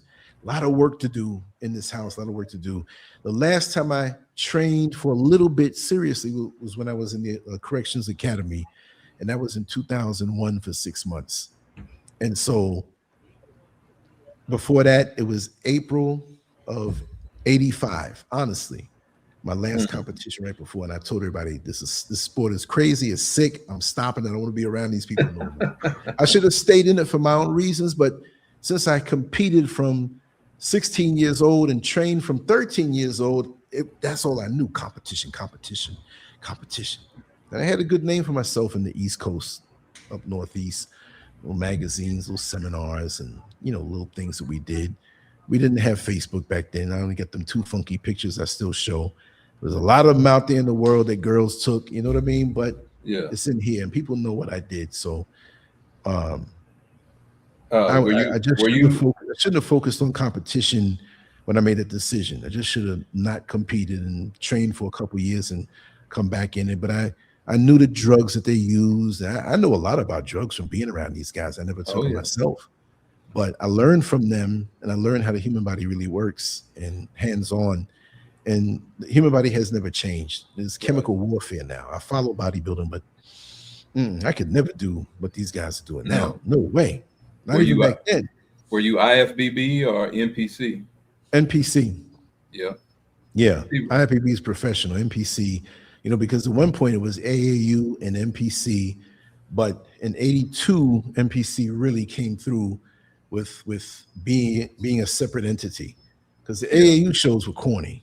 You know what I mean? Yeah. It was dated. It was corny. And, you know, even back then I had the privilege of knowing certain people that were higher up in it, not just the competitors, but 3 blocks away from where I lived, there was a little gym in the basement, which eventually went to the corner. And we got close with these people here. And that's how I started competing. But my friend there, he's deceased, God rest his soul, Juan Rivera, he worked on a job, phone company, but it was dedicated to this one particular high rise. So they were the crew that worked on the phones and fax machines and different things.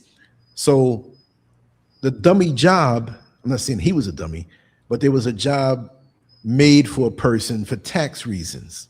Right. And his name was Wayne D'Amelia. If you know Wayne D'Amelia, yeah. Wayne D'Amelia ran the Night of the Champions, and he was getting higher up in the IFBB, but the jealousy, Ben Weider, Joe Weider, they thought he was taking over. A lot of modern ideas. Well, he was close with Juan Rivera, and so he'd come over to the house, and whenever you had Robbie Robinson, Bill Grant, Pete Grimkowski, Mike Mensa, whoever was coming to New York for the Night of the Champions, Juan Rivera, we call him Junior, would go to Kennedy Airport and pick the competitors up. Yeah. And one of the fringe benefits of training at the gym, when he'd pick him up, he'd swing by the gym. So here I am, 14, 15 years old, seeing the best bodybuilders in the whole world. Dorian Yates and well, this was before Dorian Yates' time, but this was like the late 70s, early 80s. Oh, Czechoslovakian bodybuilding. Franco Colombo and all these guys. Lou Ferrigno. Yeah. So the competitions there, see, they call that the New York Pro right now, but the name originally was the Night of the Champions. Right. So the first one was in 77. I went to that one. Went to 78, 79, 80, 81, 82. As a kid, I was there. And you're seeing all these guys. You see, so we didn't just have the neighborhood bully to say, oh, he's the biggest guy around. We saw the top professional bodybuilders, which raised the bar for all of us. Yeah. And I was like one of the younger guys around that crew of guys that trained.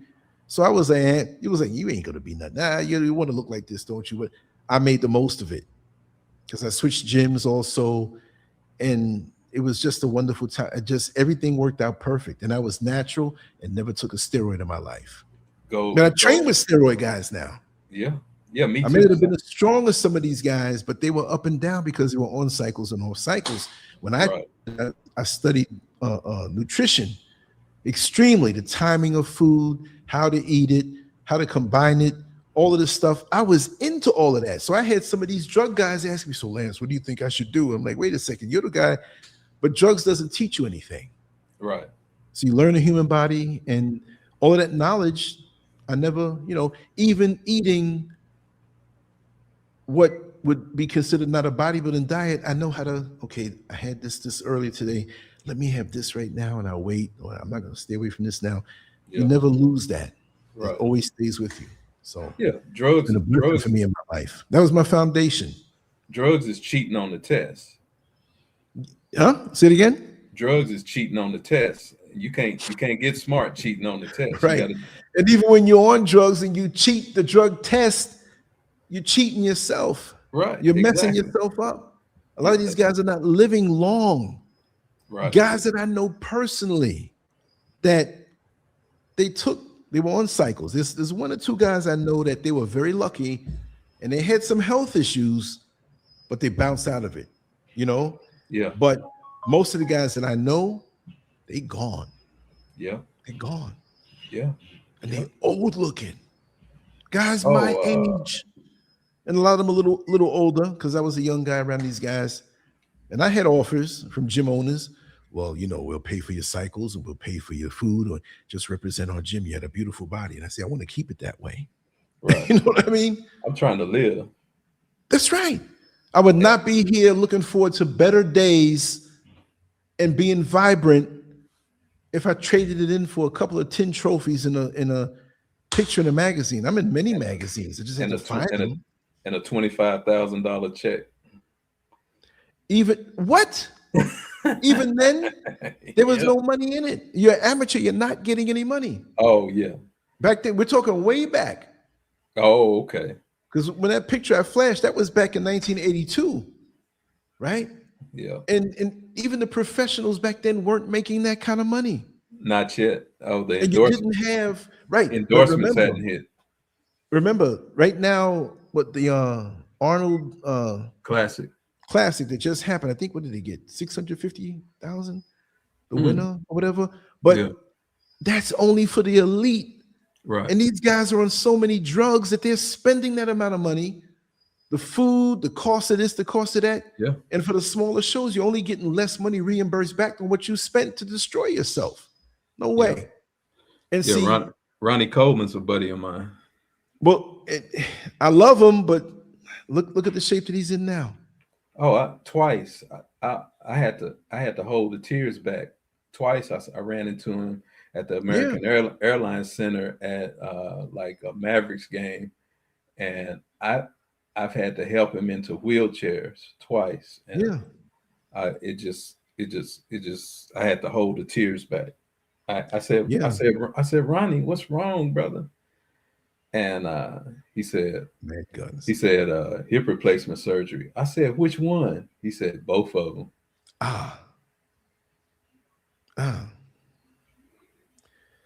Yeah, man. You just never know. And that training, the training that he did, and he was so good naturally. He was a professional naturally. Yeah. And Flex Wheeler had put some bugs in his ear about what he was doing, and he never looked back. Oh yeah. And the stuff ages you. And I see Mad Guns Monster says Lee Haney was his favorite. Lee Haney.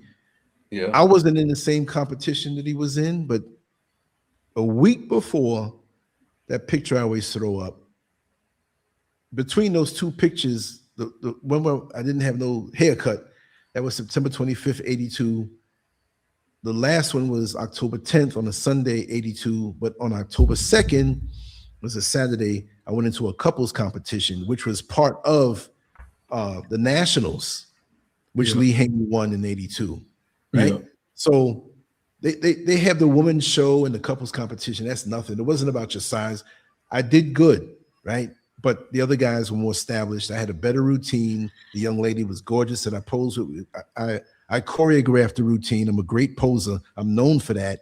But it was an experience. What I mean to say about Lee Haney is that after that was over, they were already in the back. They weren't pumping up because it's still a while for the lightweight, the middleweight, the light heavyweight, but you're back there, right? Yeah. So I had a chance to go backstage because I was part of the competition, not their competition, because I wasn't their size or at that advanced level. But I'm seeing Lee Haney. This is back in the day now. These are big names back in the day. We know Haney for what he did. But also Mike Christian, Matt Mendenhall, Lee Priest. Tim Belknap was there. Tim Belknap won the Nationals in 1981. He was a guy who looked ridiculously drugged out. His face was big. His butt. He had a short career. Let me see if I can pull up a picture of Tim Belknap. He just looked, it wasn't even nothing beautiful about his body. When I say that, I don't say that in a, in a homo way. Okay, wait, and I'm pulling up all kind of Tim Belknaps here. Wait. Was Tom Platz there yet? Yeah, he was already on that level. He was already on the Olympia level. Yeah. Okay, I think it's Belknap with a K. Okay. Yeah, it is. Let me see Tim Belknap. Okay, there he is. Let me see which one of these pictures. He was actually diabetic. He was real short, and he had this look to him me see if I pull up this whole thing and share the screen. Okay. This isn't one of his most. Okay, let's pull this up. Share screen. Let me see if I can pull that up. And Okay, I got the Nasserel, wrong picture up here. Let me remove this. Nasserel somebody. Yeah, and he was another one who. Why isn't this showing? Okay, let me see. People don't realize a lot of those guys died backstage. Yeah, or on their way, to Yeah. I don't know what screen. I'm pulling up all kind of goofy screens. I'm all over the place. All right. Let me see here. Yes, getting that workout in, I see. Yes, indeed. Yeah. It looks healthy. It looks, but it's not. Right. Even when you do the practices, and I have to say this clearly, when you do the practices of what bodybuilders do to get a certain look, even when you're not on steroids, you can hurt yourself over the long haul. Yeah. See, Yeah, because you can destroy your joints. yeah, not only that with the training, but just the temporary look that you get. You're already in shape. You already got low body fat. All your muscles are, you timed it right. You timed your food right. Yeah. You ended your training just right, meaning that you don't train right up to the day of the show.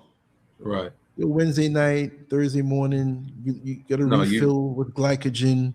You're drying out. That. You're not going to stress yourself out and go out running. You're trying to soak up your muscles to be full. You're not going to overdo the protein. You're not going to overdo the simple carbohydrates. Right. You're going to have your complex carbohydrates, easily digested protein so you don't blow your stomach out. Everything, because you want to go up on stage with an empty stomach, yet you want to slow drip your nutrition and you let your body absorb it. You don't want anything sitting on your gut like when you go to a cookout, a family cookout or picnic, which I shouldn't use a picnic word. But then now, what I learned, when your body fat's low, it's easy to be very vascular. Some people can get that way, some people can't. I had veins naturally just all over.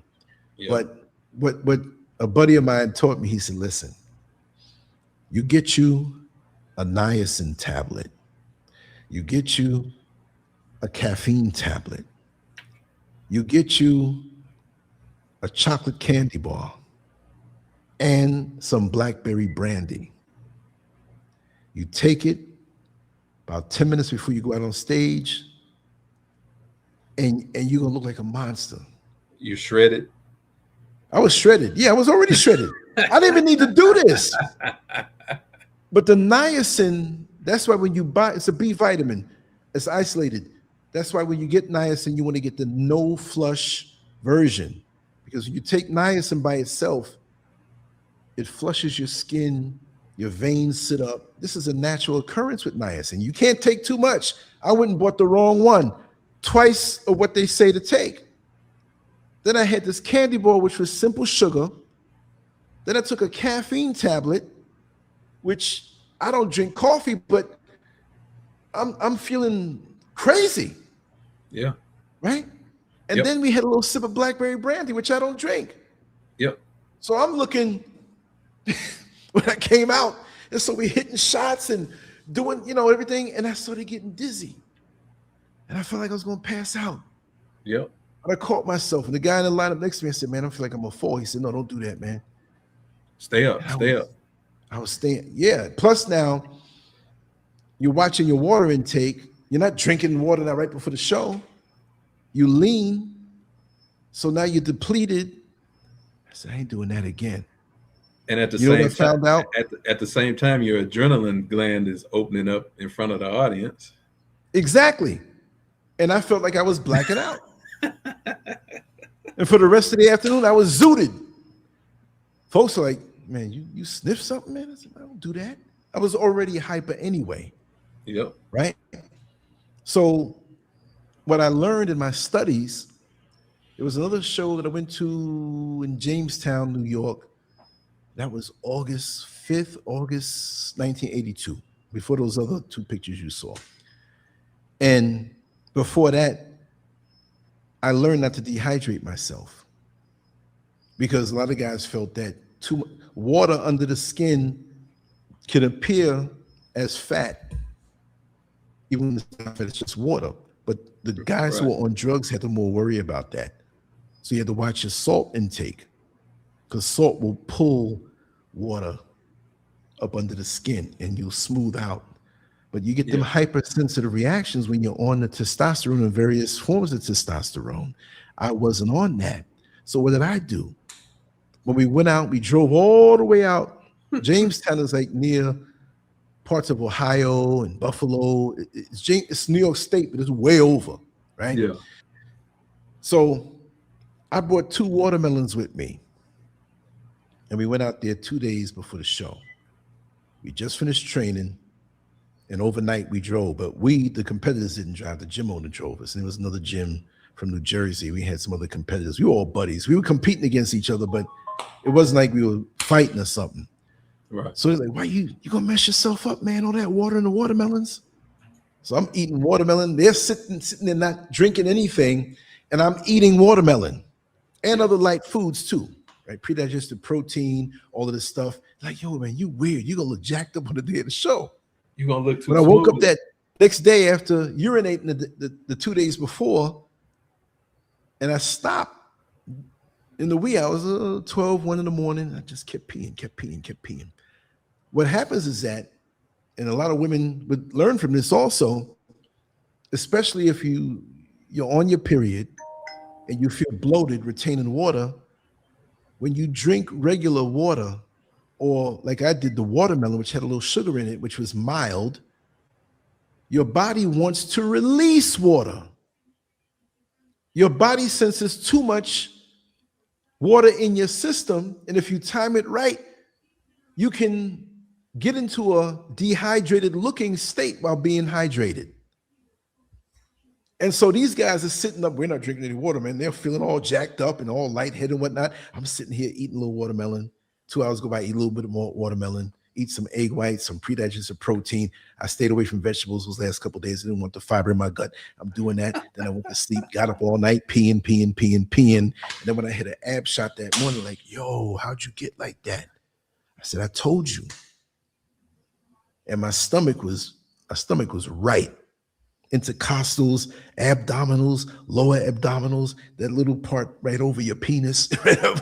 Everything was ripped. Exactly. Yeah. And even though, you know, my same old little funky picture doesn't show all of that all the way, but it was more extreme than this because I didn't even hit the shot on this particular picture.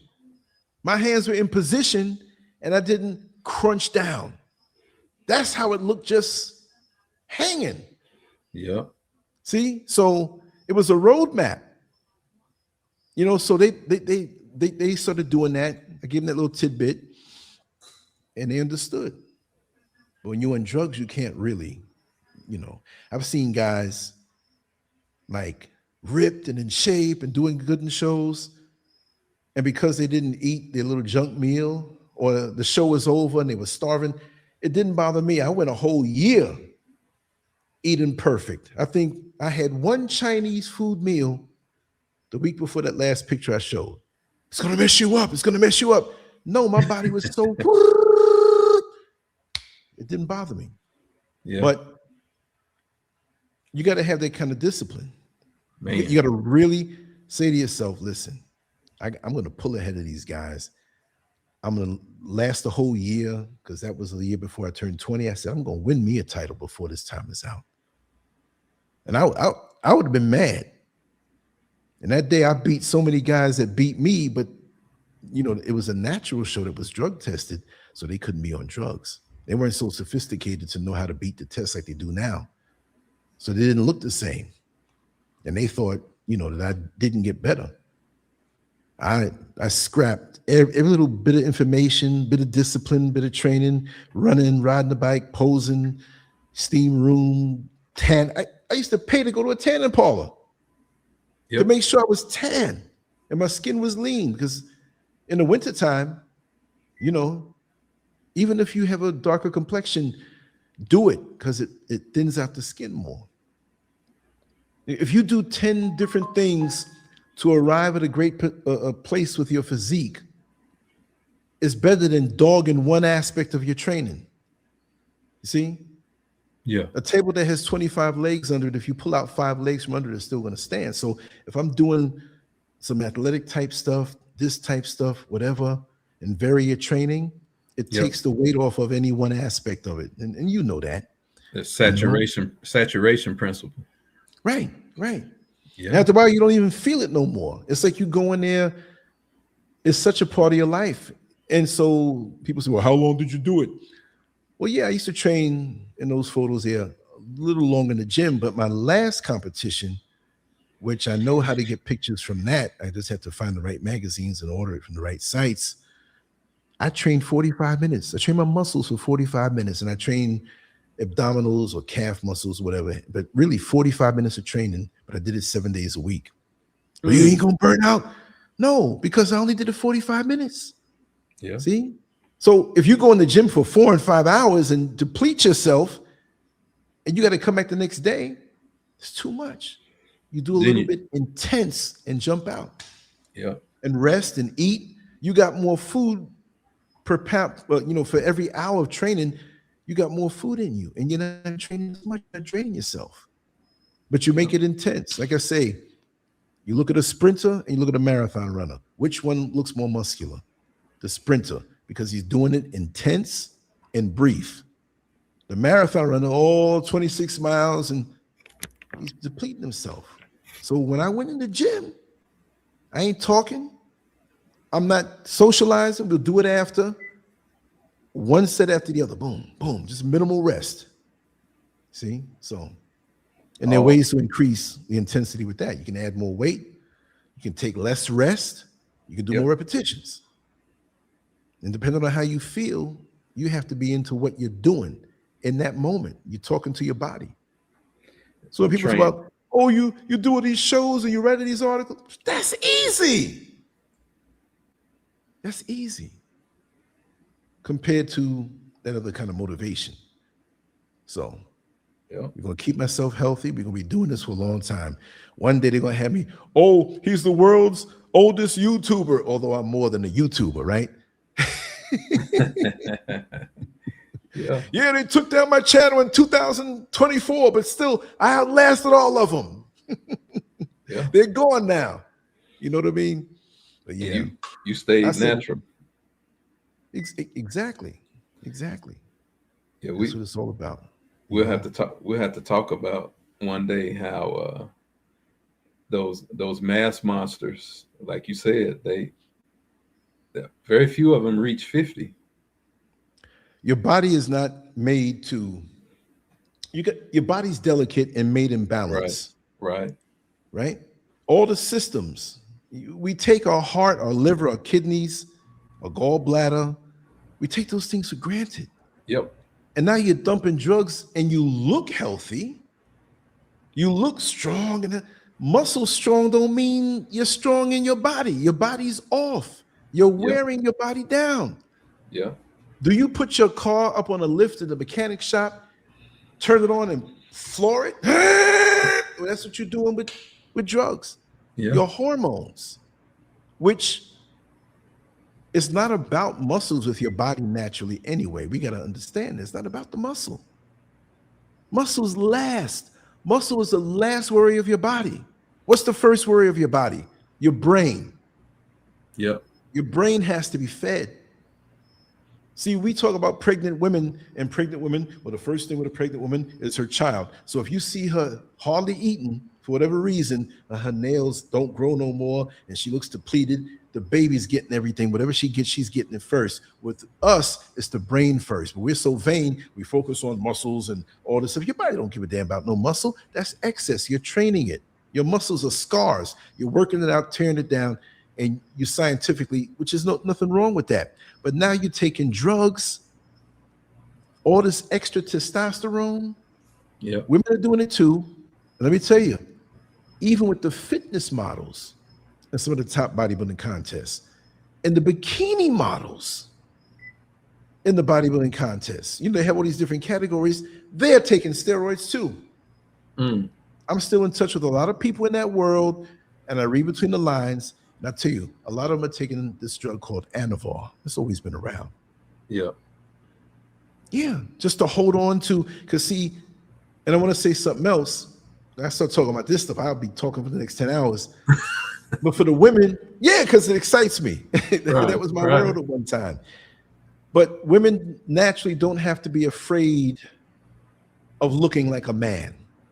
First thing they say, oh, I would never do bodybuilding. I was looking at this thing on TV and they all look like men. That's because of the hormones. Yeah. Women don't have that level of testosterone in their body. What you want to naturally do, you want to try to get as much muscle as you can. Not with steroids, the natural way, with a healthy dose of body fat. Why? Because it's the muscle that you cultivate that gives you shape.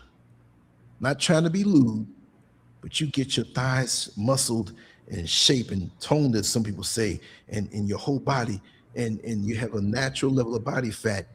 Let's just say, for cosmetic reasons, since women always, how my butt look, your backside will be a work of beautiful art because it's the muscle under it.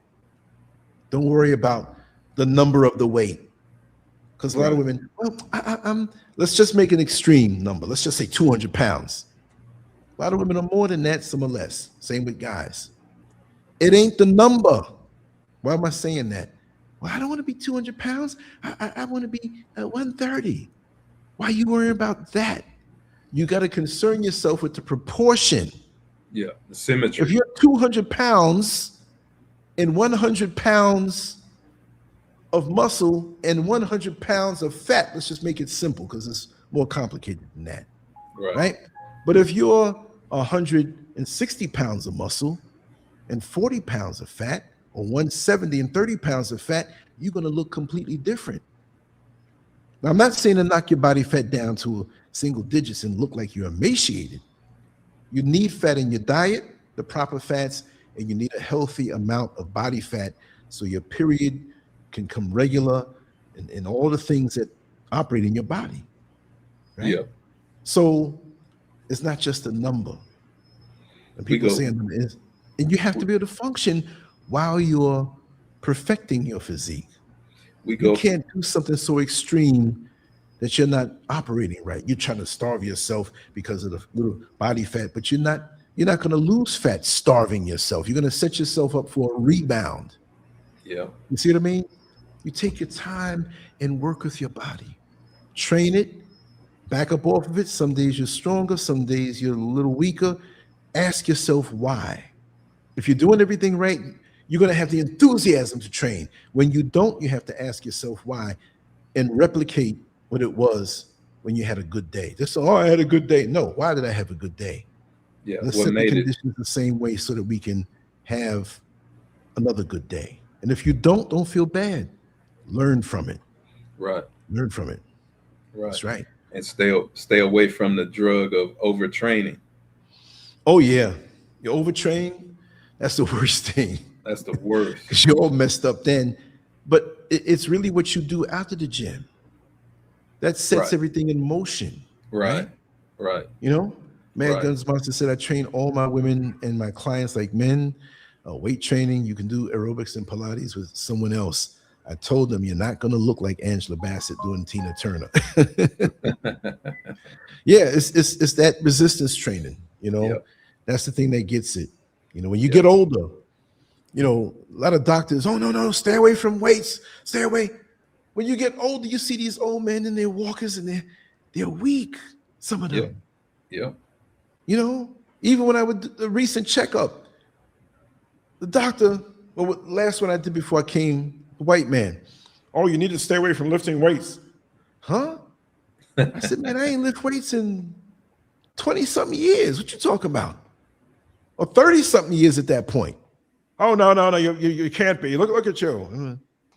But just because you got inferior, yeah, boom. You know what I mean? But yeah, let me see what Cream Radio said, glad this page just popped up on my feed. Was subscribed to OG account. Missed your content. Thank you so much. They took the channel down February 22nd, 2024. And it was YouTube who did it. But it acted like it was a hacking. But it's a long story, but YouTube did it. They wouldn't have to me for a long time. You know what I mean? You know, they had me like some gangster or something. I don't know. I stepped on a lot of toes. And it was pretty. But the next day I was doing my thing again. You take this one down, I'll be out in the street with a bullhorn. It was all, you know, I'll go underground. I know how to do that. You'll see me on the dark web. Yeah. I'll be somewhere. Oh, Scurv, yeah, he's over there. You know what I mean? Like I said, it may come to a point where for many of us, or for those of us who talk about some things that these people who got the small hats don't want us to talk about, I may have to pay somebody like to have internet. I mean, I got my Starlink. I don't like Elon Musk, but I'm up in the mountains. I need, you know, I can stream as much as I want, unlimited. But I may have to pay somebody down the road, let them have the account in their name. I'll do a week worth of shows and have them upload it. I'll be like, how do we find this guy? This is not his account. You know what I mean? So yeah, the tricky things you got to do. So right. Yeah, bro, let me run. You know, you got me into the talkative phase. When I start talking about training, I'll add an extra 2 hours on the show. You know what I mean? But we'll have to talk about how drugging, bodybuilding and drugging actually deletes the bodybuilder, excess drugs, training drugs. Yeah. You can't function right. Your body, because when you're on steroids, people don't realize steroids, yeah, they take you from 220 to 280. But what people don't realize is what you don't see. And when that happens, all your organs grow. And then when you lose your muscle mass, your organs don't get smaller. They stay at that 280 size that they grew. And that's a lot of that is what destroys that person. And the bubble guts. Yep. What they call bubble guts. The organs have grown too. Roid gut. Yeah. Not only that, but growth hormone. Yeah. Where everything grows. It's not even a thing where you train a muscle. And you're growing. Yep. If your blueprint is to be your DNA, it's supposed to be where you're at this height and this weight. Now you can put on weight from eating and all that stuff, but your basic bone structure, you take growth hormone, you're going beyond that. So imagine we get approved to build a building that's 50 stories high, but we go on and slap it on there and make it 85 stories high, and the foundation can't hold it. It can't last. Then wonder why it collapsed one day. Exactly. Yeah. And you're right, brother. He said, yeah, them people with the small hats been tripping, and they definitely didn't like Irritated Genie on the channel. They didn't. And that night, Vimeo, who I was using for live streams, not YouTube, and I embedded it on my site and used the third-party chat room so people can come in and chat. So I circumvented their control. Somebody made a phone call that night after the show, and Vimeo wrote me a letter and said, we're no longer doing business with you. Don't come back, basically. It was rude. And then my site was hacked into to a point, and the box that I used to put my email address in and my passcode was removed.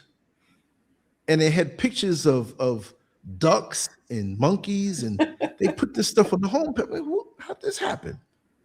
So my buddy in Dubai, who does the heavy lifting on the site, I called him up immediately. He cleared it up. He said, listen, they couldn't have taken your stuff down off your site. But of what happened was the equivalent of somebody standing outside your gate. They can't get in, but they threw a brick through your window, basically. But Vimeo, yeah, they got rid of me. And like I said, there's the show where, I don't know if you remember Loretta Miller. She was a Jewish politician running for Congress, and she was running me down to do an interview. And I'm like, I don't think anybody who hangs with me wants to hear her. But she kept bugging me, so I said, okay, we'll do it. I'll never forget it. And that interview was taken down on the old channel too. We got to the 2 hour and 20 minute mark, and I had asked her about reparations. you know. And our king, he was there. I remember you were there on that show. We were speaking, and she gave a filibuster. She didn't want to talk about it. And I let her talk all the way around. And when she finished, she distracted me. I brought her right back to the point. She got mad. No, I'll sit there and listen. You ain't gonna fool me. When I'm focused on something, Right. you ain't gonna stop. I'm not gonna stop. I remember one time I was drawing a picture. I was so much into it. I had to pee for 4 hours and didn't realize it. I was like into it. So I can trick myself. Yeah. So I waited for her. And she got mad. And then oh, you're a Jew hater. Oh, yeah. And she hung up. And so after that, she doxed me. She found information where I lived, where I worked, and put it out there. She went to all Jewish media, all up and down both coasts of Florida and other places where she had influence, gave them my information, and blew me up. So these people I don't even know on Twitter, on blogs, and yes, LanceScurvin, because you're not saying LanceScurv, but my government name is LanceScurvin with the I and the N at the end. And so come to find out that she was a Jewish intelligence officer under Goldie Meir from 1972 to 2002 or 2004. You know how high up that is? Why are you messing with me? But she was running for Congress, but she had a different role. So because of the people that I used to have coming on the show, I let anybody come, not anybody, but I'm just saying, if other people are scared to have you on, I'm not scared. We're going to talk, and I'm going to let you talk. If I got to go pee, I'm like, yo, keep talking. I got to go pee. Y'all know I do that. I'll go and come back, sit there, you talk. They didn't like that. I was supposed to be, oh, I can't have irritated genie. I brought them back 2 or 3 times. They didn't like that. So they said, we're going to smash you. And so when I got hacked into, and I went to YouTube to tell them what happened, and they took my information, and they basically said, yes, you were hacked into. We're going to take care of this. Don't worry. They kept asking me for my passcode and my email address, which I said my email address has been hacked and I don't have a passcode for it anymore. Because as soon as I downloaded, which I shouldn't have, the business deal that I was doing, I've done those before, as soon as I did it, emails from Google, your password has been changed, your username has been changed. I said, oh man, I'm hacked. And like I said before, I was more concerned about the banking information because stuff is stored in your computer. They didn't touch that. So it looked like I was hacked. But they kept asking me, I said, listen, we can't get past this. You guys have the power. You see the email it came from, the Telegram site, how we talk, screenshots, information. You said you can do it. Why are you asking me something that I can't? I don't know what they changed it into. Yeah. So months later, I didn't just give up, but I saw what they were doing. I said, there's something funny going on here. I went on my site, which is still up. LanceScurv.com is still up. I haven't posted on it. It's LanceScurvX now that I put everything on. I went to a site where I have all the YouTube videos embedded. They're not on the server. They're embedded from YouTube. And when I look on each page of the old videos that were embedded, this video is not available due to community guideline strikes.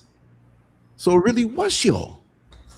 You didn't tell me it was a community guideline strike. You said you agreed that I was hacked into, but it was you who were behind that. That's how bad they wanted me. See?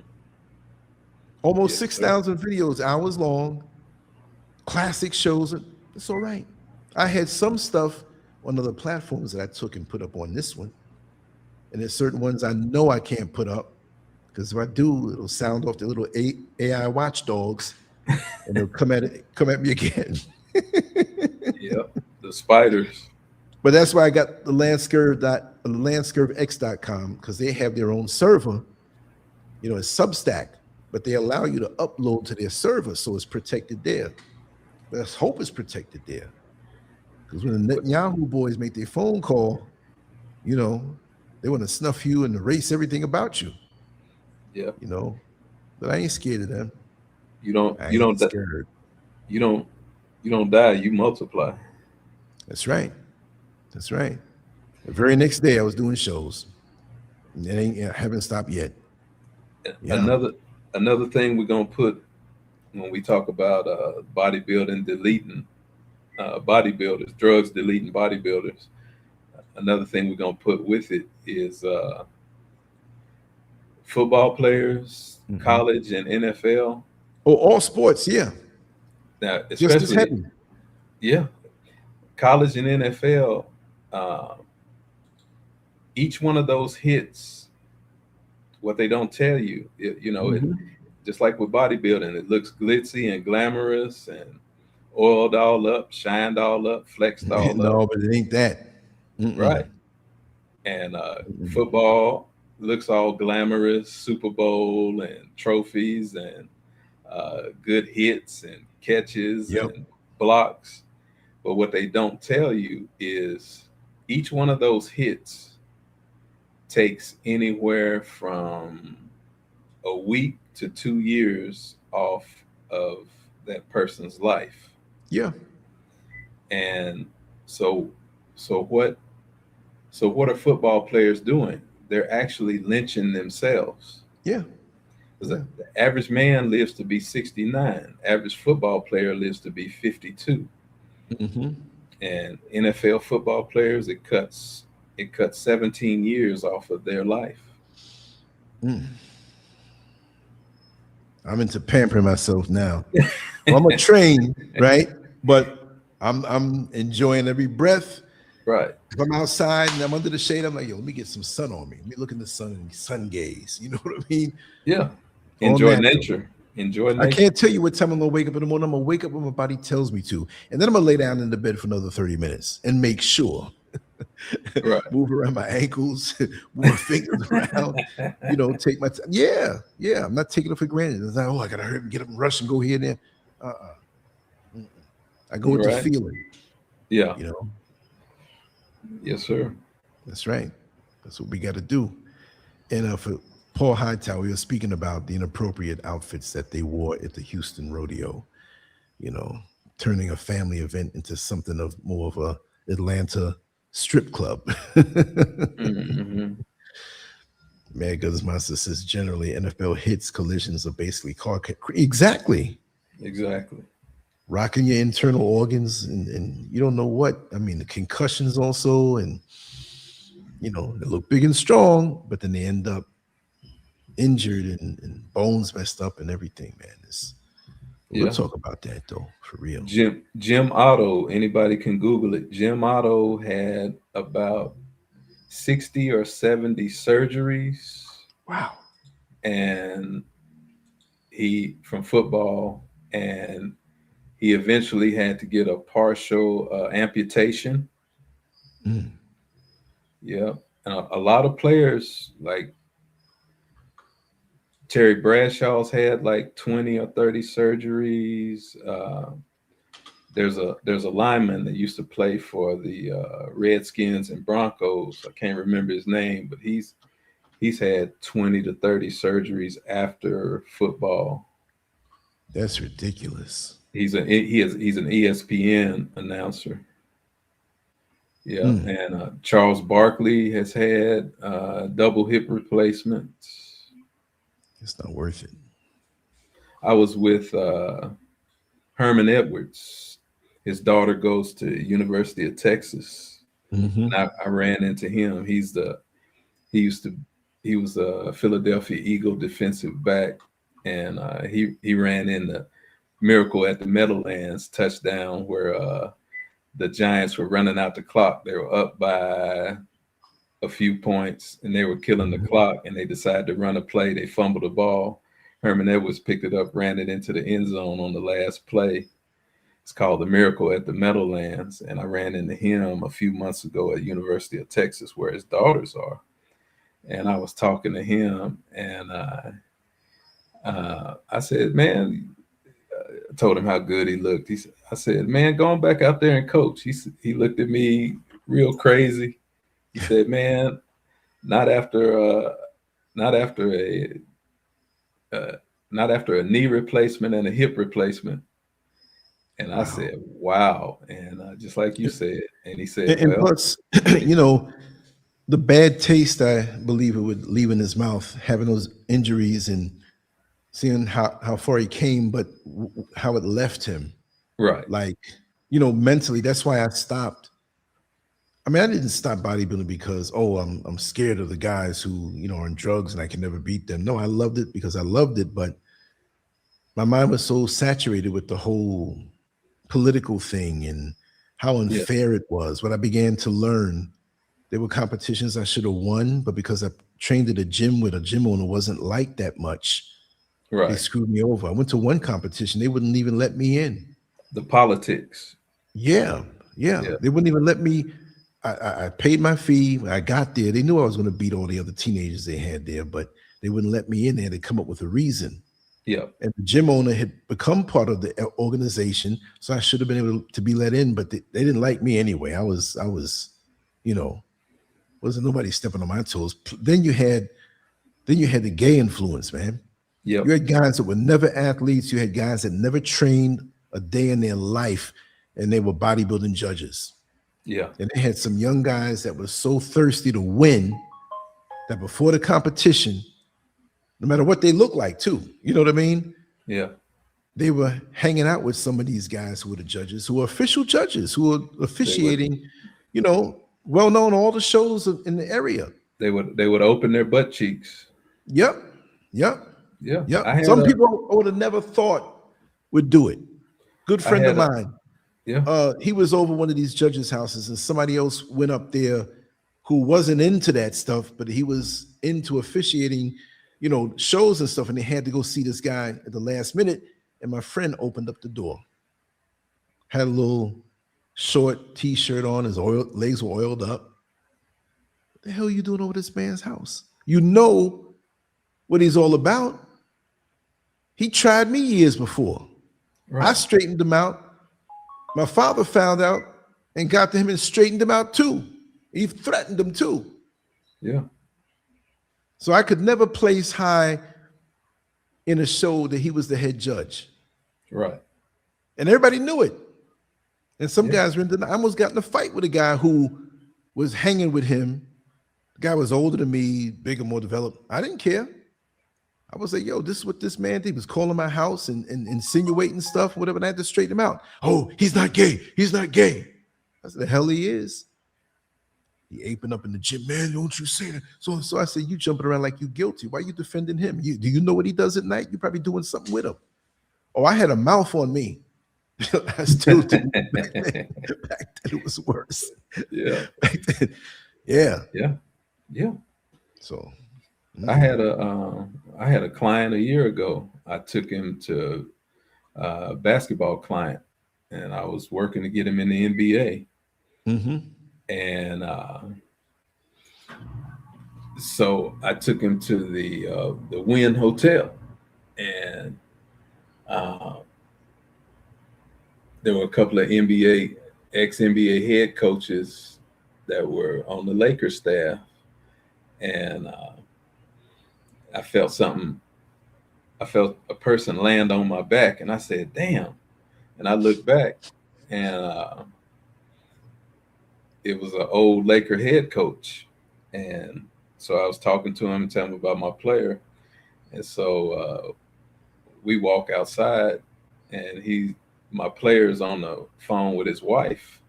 And he said, so-and-so wanted me to take him upstairs and F him in the A. Oh man, I knew it was some gay stuff coming.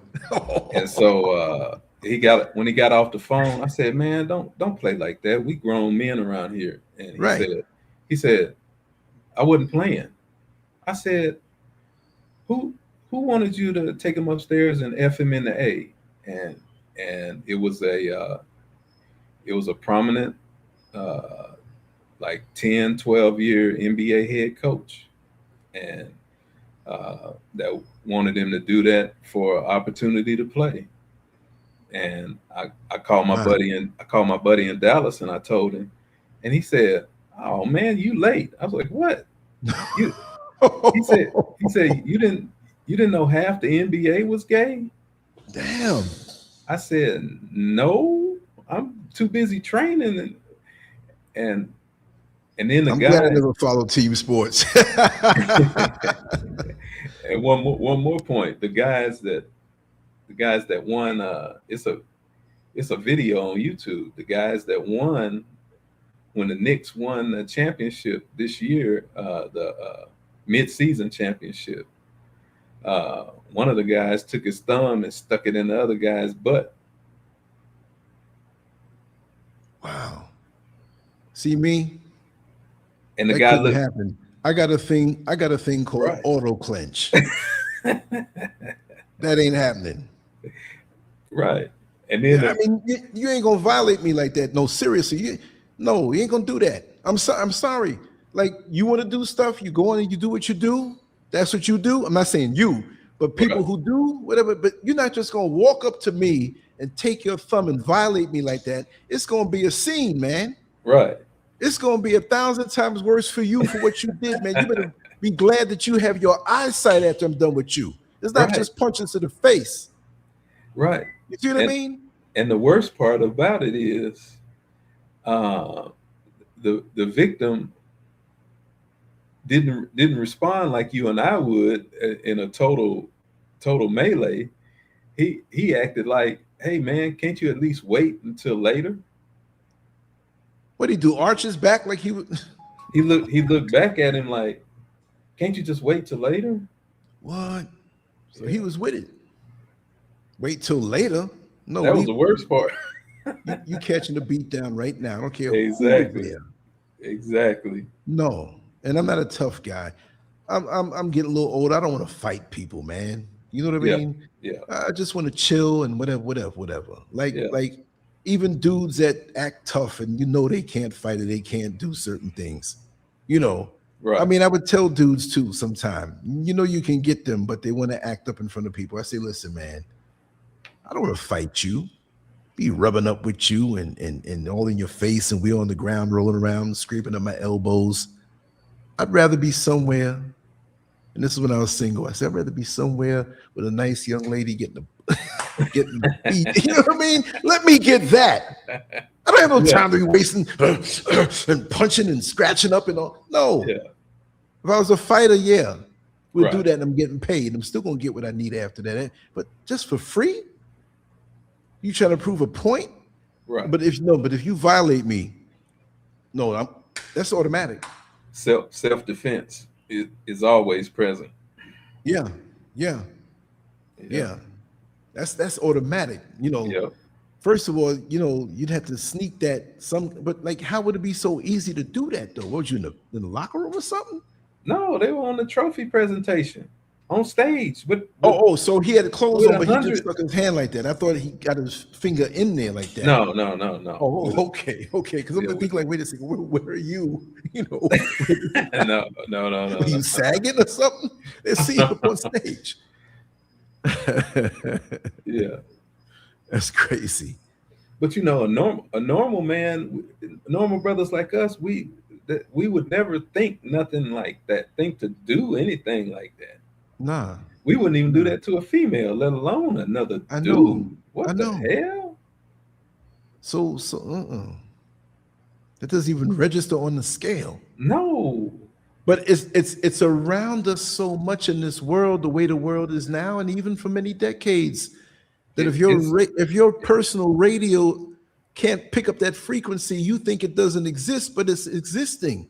Yeah. It's here in Ghana. Oh, yeah. No. Come on. Oh, yeah. Man. But it's super low. Right. We have some people who are overt with it, but that's against the law in Ghana. You better not get caught with that. Right. Like, they had a little gathering spot where they started to meet up, and the cops were over there and tore the place up. And the cops can be nice, but when they want to do something, it's not like the United States where the investigations because what the cops did with them. No, they get away with a lot of stuff. Yeah. They cool with me. But what I'm saying is that if something they want to do and do something under the table and get away with it, they'll do it. So just be cool and just keep things going. Yep. Seriously. Yes, but sir. I had a plumber come here. He was up top, and they had when they built the house, they connected the pipes and everything, but they obviously didn't do it right. So the floors are poured concrete. So we had to bust through the floor, pull out those pipes and do it right. And the plumber had a helper. And at this point, we had the poly tanks and everything. So we still had an apartment, but we come up here to work. But if I ate something and had to wash a dish, I had to go to the poly tank and do it. So I had a couple of dishes. I'm washing them. It's outside. And so the plumber's helper came down. He's looking at me, staring at me. Young guy, about maybe 28 years old, you know, tall guy, athletic. And he's looking at me. So I turn and I look at him, and you're supposed to be upstairs helping the plumber. What you looking at me for? I didn't say that, but I'm like, I look back at him. And so he says, oh, I want to help you. I want to help you. Now, I'm funny about my dishes. If I'm washing dishes, I'm the best dishwasher. I'm not saying I wash dishes for some white man somewhere. Right. I'm just saying that For I wash. yourself. I make sure everything, because I've seen people wash dishes. I was over a friend's house.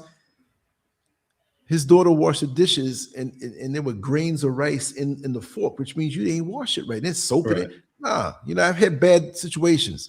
So I make sure if I haven't washed a dish for you, best believe ain't gonna be. I'm looking for spots. It's gonna be perfect. So I said, no, it's okay, man. No. I want to do it for you. I want to do it for you. I said, listen, I wasn't backing up. No, I'm okay. Go help your boy. So he's still staring at me, and he says, you know, I want to live with you. And I said, what? I want to live with you. I want to be with you. And he gave me the FAGGOT glare. That's what I used to call it. Where in public, Eddie Murphy does that with his eyes sometimes. He's trying to be funny, but I call it the F glare. Like there'll be somewhere you'll be with your woman and they'll bing, look at you real quick, and you download this vibe, and you're like, oh no, I'm not with that. And he's still looking at you. So he looked at me with that glare, like, and I registered it. It's universal. No matter what country you're in, you can be in China, and they look at you like that. That's a homo with duck sauce. So I said, wait a second. What do you mean? That's the what with duck sauce? That's the homo with duck sauce. Chinese man. Or maybe some soy sauce. Right?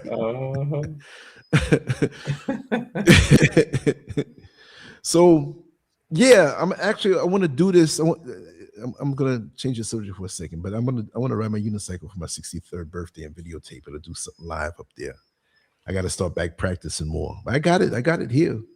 It's upstairs.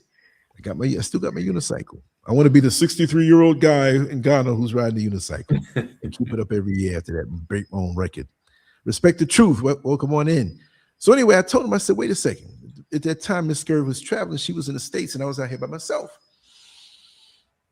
So I said, I can't repeat how I said it because I was really nasty about it. I said, wait a second. I said, you got a PUSS? I said, that's what you got. Because that's all I deal with, man. Right. I said, I'm gonna be up in the bed and you're gonna be in the house with me, laying up with me laying up with you. That ain't happening, bro. What are you thinking? Oh, but you know, I like you, you're a nice guy. Oh, because you like me, I'm supposed to go and do whatever. I said, that ain't gonna work, man. It ain't gonna work. You with that stuff, that's not gonna work. Yeah. I said, and I got real lewd. Yeah. You know, I said, I don't suck this, but I suck that. You know what I mean? You know, you ain't no woman. Right. You see what I mean? So he got the picture, but he kept staring at me. And I was so mad because then he started begging. Oh, I need money because I play soccer and I want to go to America. And when I go to America, I'm going to get $1 million contract. Just help me with some money. I said, man, get out of here, man. First, you want to live with me. You want to be with me. Now you want my money too? Get out of here. It ain't going to work. So He came back one day. He knew where I lived. He was still trying to hang around. Don't hang around me, man. And people want to call that phobic. No, I'm not. I'm not phobic. Do what you do. So I didn't have the wall around the property as of yet at that particular point. So I came downstairs, and in the middle floor, there was a table, and there was something I was trying to, there was a cord. I had my computer on that table because I'd have to move where I worked in the house according to where they were working. It was frustrating. I had to unplug everything, set everything up. Oh, they're gonna do this ceiling. I gotta move into this room. I had my setup in every part of the house. Now it's permanent. Okay. You know, you see, I got my little Scurv stuff on the wall. You don't see the rest of the place, but I'm happy now. So I had to unplug, you know, Eddie Murphy eyes, the Italian. That's that glare, you know. So I went under, and this was the table too. I went under the table, and I was by myself at home. I came downstairs. I had a T-shirt on, and I got up under the table, bent over, crawled up under the table to get these wires to connect them up a certain way. The T-shirt then flipped up over my lower back. Everything was exposed. I come from under the table and turn around. He was standing there, just looking. Saw everything. He was happy. And man, I was so pissed. I said, man, you know, I worked in a jail and I know how to curse and conjugate curses in an effective way. I'm not a cursor. I know how to do that. I have a better vocabulary than that. But I threw some curses at him and I'm running toward him at that door. I said, man, just get off of my property, man, whatever. He was already down the road. I picked up something, threw it. He got under my skin with that because he saw all my stuff, man. Right. He saw everything hanging, just hanging, just everything hanging. No mystery. And I saw him up not too long ago. Caught you vulnerable. He caught you vulnerable. Yeah. And if I caught him, he gonna be vulnerable. Not the way he wanted either. But Yeah. I try to be cool because I'm in a different country. You know, Yeah. I abide by the law. I don't want any reputation. When the cops are cool with me up here, we good. You know what I mean? But I ain't tolerating that. No, hell no. But it's out here though.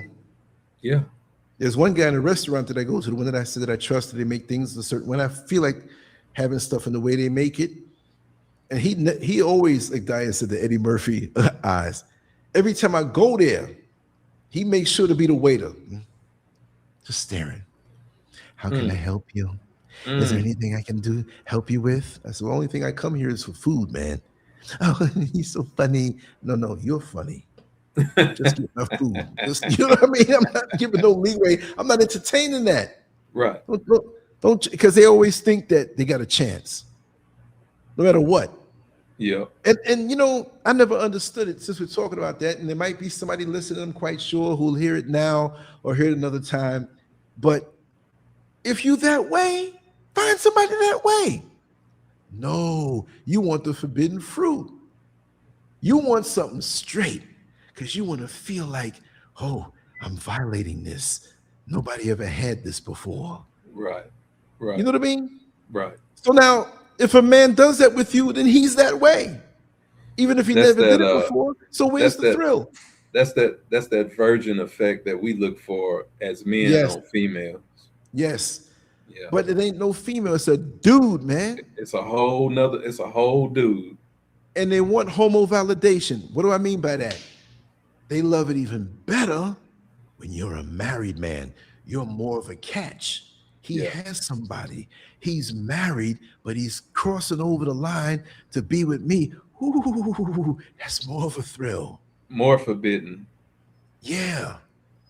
Because now you got a woman in your bed waiting for you, but you're sneaking out with me. That means I'm better than her. Yeah. Ain't that something?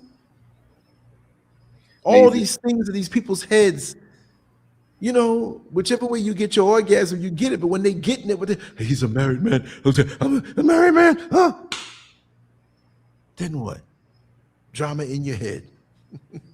Flavor in your forever. Drama in your head. Forever. Man.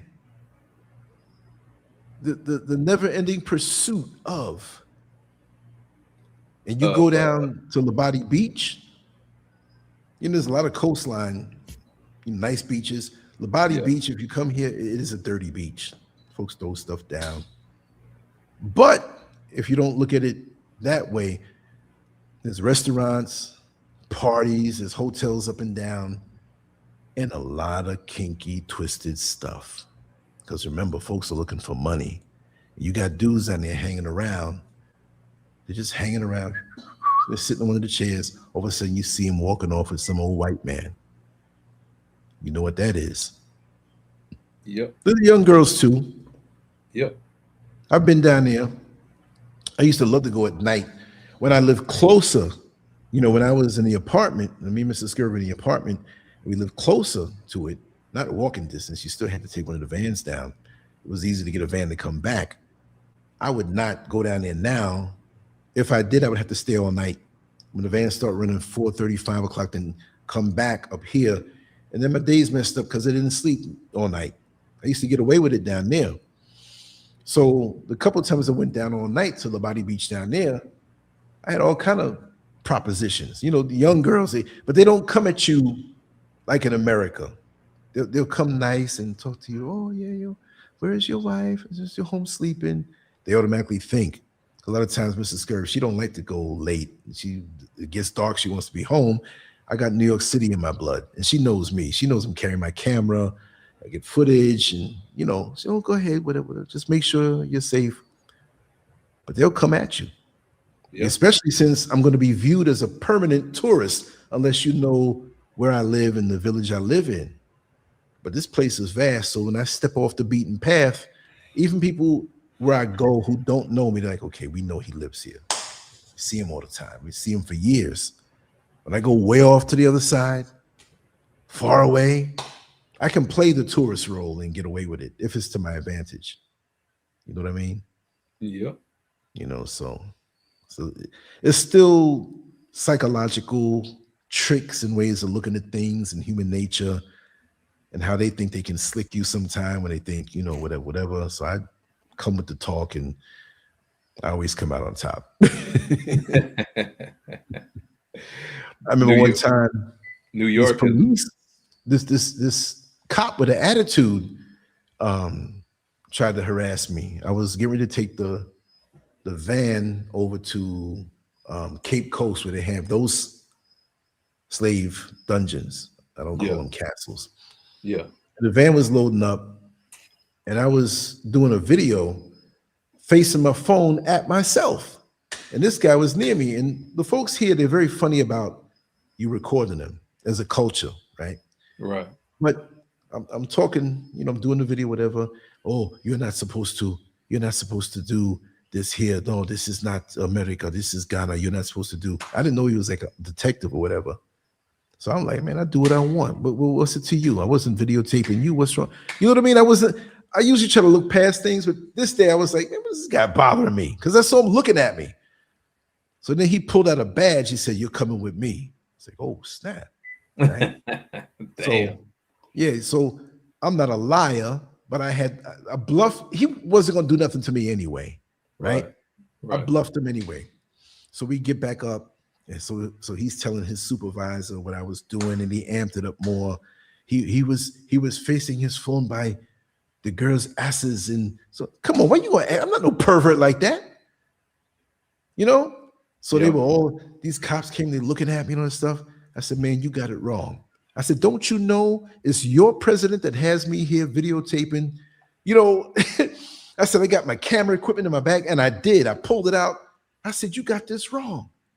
I said, man, I work for CNN. I work for Headline News also. I'm lying out my tail. Then I whip out the Dr. Drew clip, and I said, look at that, to the guy who was over him.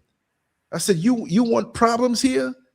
You want to blow this thing up more than what it is, and do what you need to do with me, because right now I'm walking out of here. If you think that it's going to be something that you can sweep under the rug, if you don't let it go right now, you're going to be in trouble.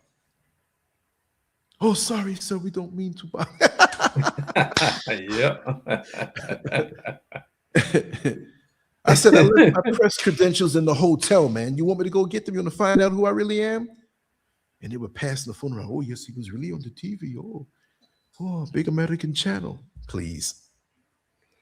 Yep. I just didn't want to be bothered. Plus, he looked stupid.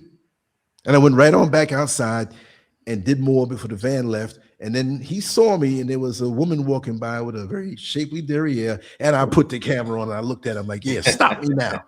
And I gave him the Eddie Murphy look, but it wasn't gay. Exactly. It's crazy. It's crazy how you can be a target. You know, yo, let me make these phone calls, man. I'm gonna have to wake somebody up because right now it's 11:54, and these two guys I got to call. They're gonna wake up when I call them. But it's been great, man. Yes, I love sir. this. I could do this every night. You know, especially when folks come on, we could just talk. What are we waiting? What are we waiting on? All right, I'll be here tomorrow. What Tomorrow, time? well, for Same me, around time? the same time, around 7, 8 o'clock, my time, which will be East Coast time. It would be what, 4 hours difference. If it's 7, that'll be 3 or 4. I'm that Central. time. I'm Central, so you're So 5 we'll be hours. back a little more. Yeah, 5. You 5 hours from me. Yeah, because I'm gonna go and travel around and put my nose in a little. I'm researching some stuff. I want to go to a few shops and price certain things and ask certain questions and play dumb. And I'll be back long before that time, you know. So it's gonna work out just fine. So we can talk about those things you want to talk about, and we can freestyle it too. You know, I love the hangout shows. 7 o'clock your time? Yeah, 7 or 8 o'clock. I'll say 8. Yeah. I'll say 8. We'll do it that way. Cool. All right. Cool. Yeah, and I will be answering my phone too. Finally. Oh my God. Right. I make a point of doing. Look, you gotta understand. I get a lot of kooky calls.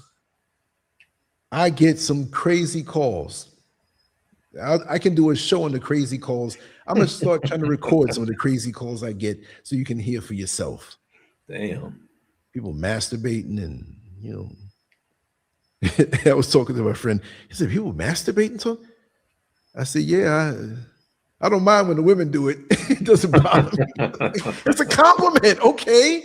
You know, but I said that to be funny, but you know, you get dudes on there, man. They call up legit too. You know, I want to talk about this. You know, maybe you can interview me, you know, and so and whatever. I said, well, what's the story? What's the angle? What you want to talk about? Well, and this is what you hear. Yeah, well, it's something that happened to me when I was younger. Yo, you all right? You have a seizure? Wacky.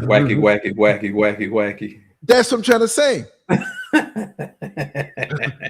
always wanted to talk to you, LanceScurv. Your lips. I know. I hear it from the women, you know, but when you talk to me like that. all peaches, no sausages, bro. It takes all kinds, right? But I mean, I don't let the few. It's funny to me though, but you know, I don't let the 5% mess it up for the 95% of people exactly who want to contact me directly. I don't believe in just it's funny, it's something they want to tell you and it's something important we can set it up. People know if I'm free and you want to do a show and we're going to talk, I'm still like that. I just, you know, because I lost a lot of numbers with the new channel, still like that. If I'm free and you want to rock and I'm good, let's do it now. Let's do it later on or whatever. We can do it. You know? Cool. I want to bring those days back. Yeah. You know what I mean? Yeah. Since I have my direct to satellite internet, so everything is nice. And when I used to do the shows temporarily through the phone, the local phone service, MTN and Vodafone and stuff, that would chew up quick, and the reception was real bad. You know, real bad. Yeah. So I was recording a lot of stuff. But yo, finally, let me run because there's gonna be some mad people at me when I call them because I have to call them. I was surprised they didn't ring me and say they were going to bed, but. Yeah, let's do some passport bros and relationships and we can. Yeah, I want to do more relationships too. Seriously, I'm gonna be very, very not just graphic to shock people. It's a mosquito. Yeah, you know what I do to mosquitoes around here. But we're gonna talk raw and real. But I'm not gonna insult nobody. It'll be like lewd and nasty. I'm gonna talk real. You know. No, we're gonna stay straight intellectual. Oh yeah, we're gonna be intellectual, but I mean we'll spice it up. Yeah. I'm just not going to use gynecological terms to be politically correct. No. You know. Right.